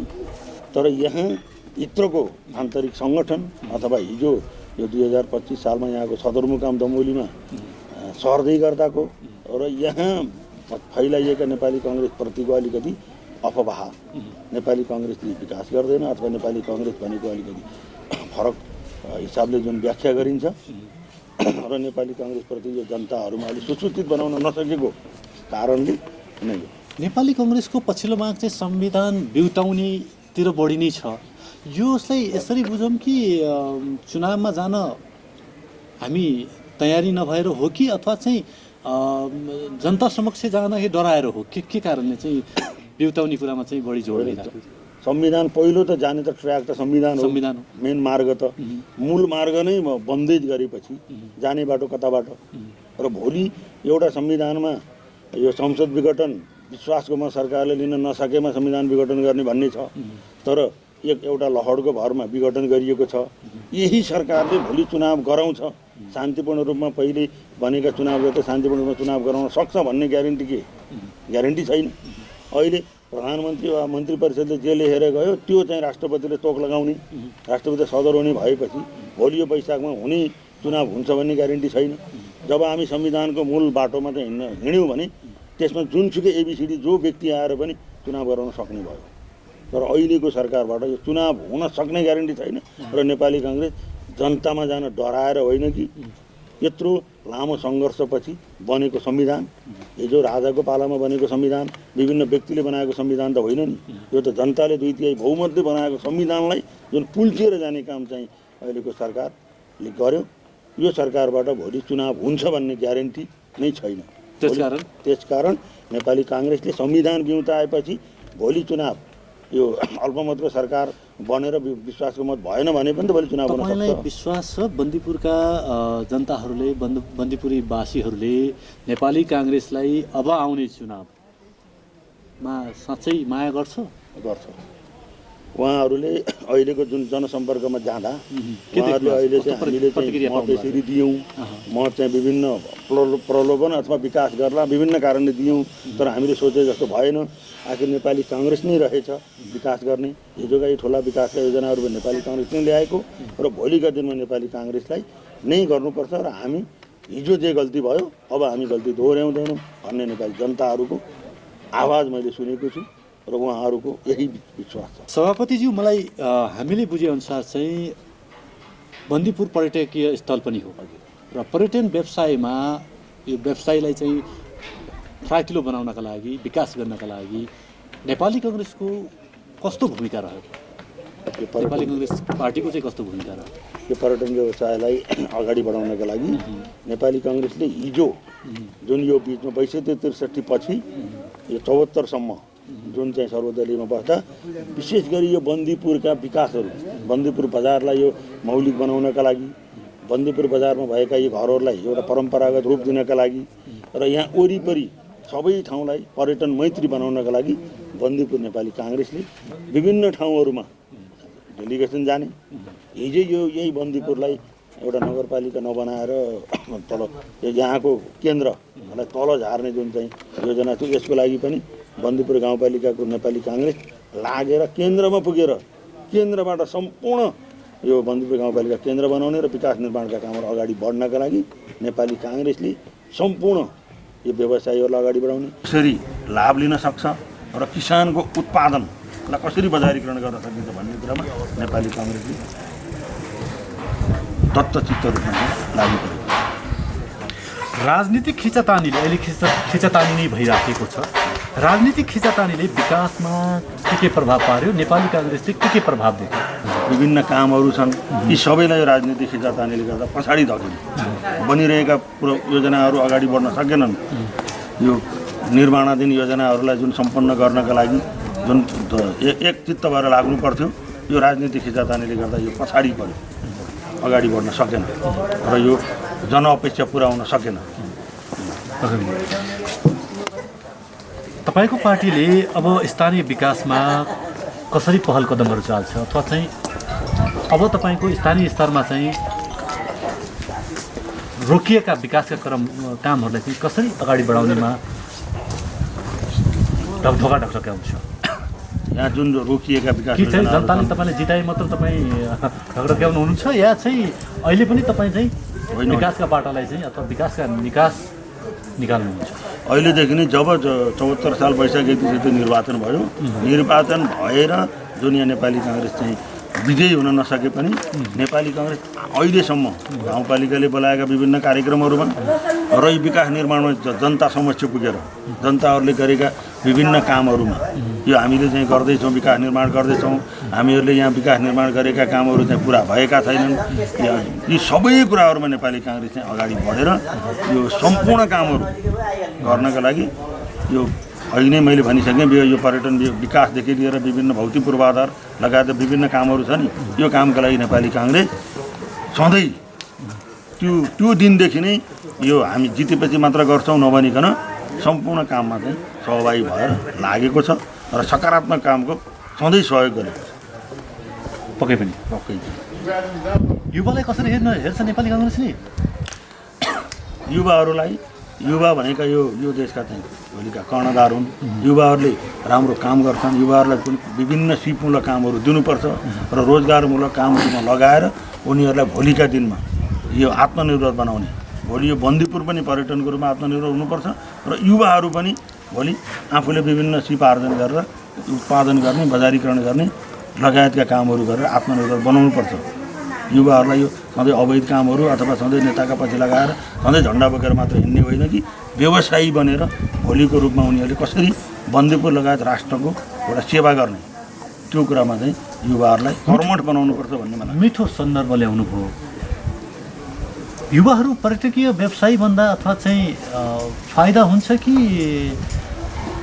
पार्टीका कार्यकर्ता, राजनीतिक पार्टीका कार्यकर्ता भन्दा फाइदा हुन्छ? उहाँहरू आफू व्यवसायी बनेर आफू आत्मनिर्भर बनेर पार्टीलाई सहयोग गरेको फाइदा हुन्छ। उहाँहरू सधैँ कुनै पनि काम नगर्ने र सधैँ पार्टीको पछि हिँड्ने र पार्टीको नेताहरूले काम गरिदिएनन्, हामीलाई कुनै पनि अवसरहरू दिएनन् भनेर भन्नुभन्दा उनीहरू आफ्नो व्यवसायमा लागेर अनि आफ्नो पार्टीलाई उहाँहरूले विभिन्न तहले सहयोग गर्न सक्नुहुन्छ। त्यसकारण पहिलो पार्टीको झन्डा बोकेर हिँड्नुभन्दा आफ्नो व्यवसाय गर्नुहोस्, आफ्नो परिवार आत्मनिर्भर कसरी बनाउने त्यो कुरामा चाहिँ अगाडि बढेर पार्टीलाई सहयोग गर्नु भन्ने चाहन्छु। यहाँले जनतामा जाने एउटा ठुलो राम्रो अवसर पनि मिलेको छ अनि जनताले अहिले यहाँका जनता बन्दीपुरका बासिन्दाहरूले उहाँको इच्छा आकाङ्क्षा के छ? मतलब चाहिँ विकासमा, आर्थिक विकासका, शैक्षिक विकासमा होइन, भौतिक विकासमा चाहिँ कहाँ के उहाँका इच्छा आकाङ्क्षाहरू देख्नु भएको छ? नजिकबाट नियाले हेर्नु भएको छ तपाईँले?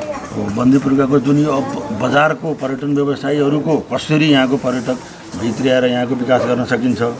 अझै जस्तो यो कोरोना यो भूकम्पभन्दा अगाडि कति राम्रो थियो, 72 सालको भूकम्प, 72 सालपछि अलिक फेरि बौरिएर आउँदा कोभिड-19ले असर बनायो।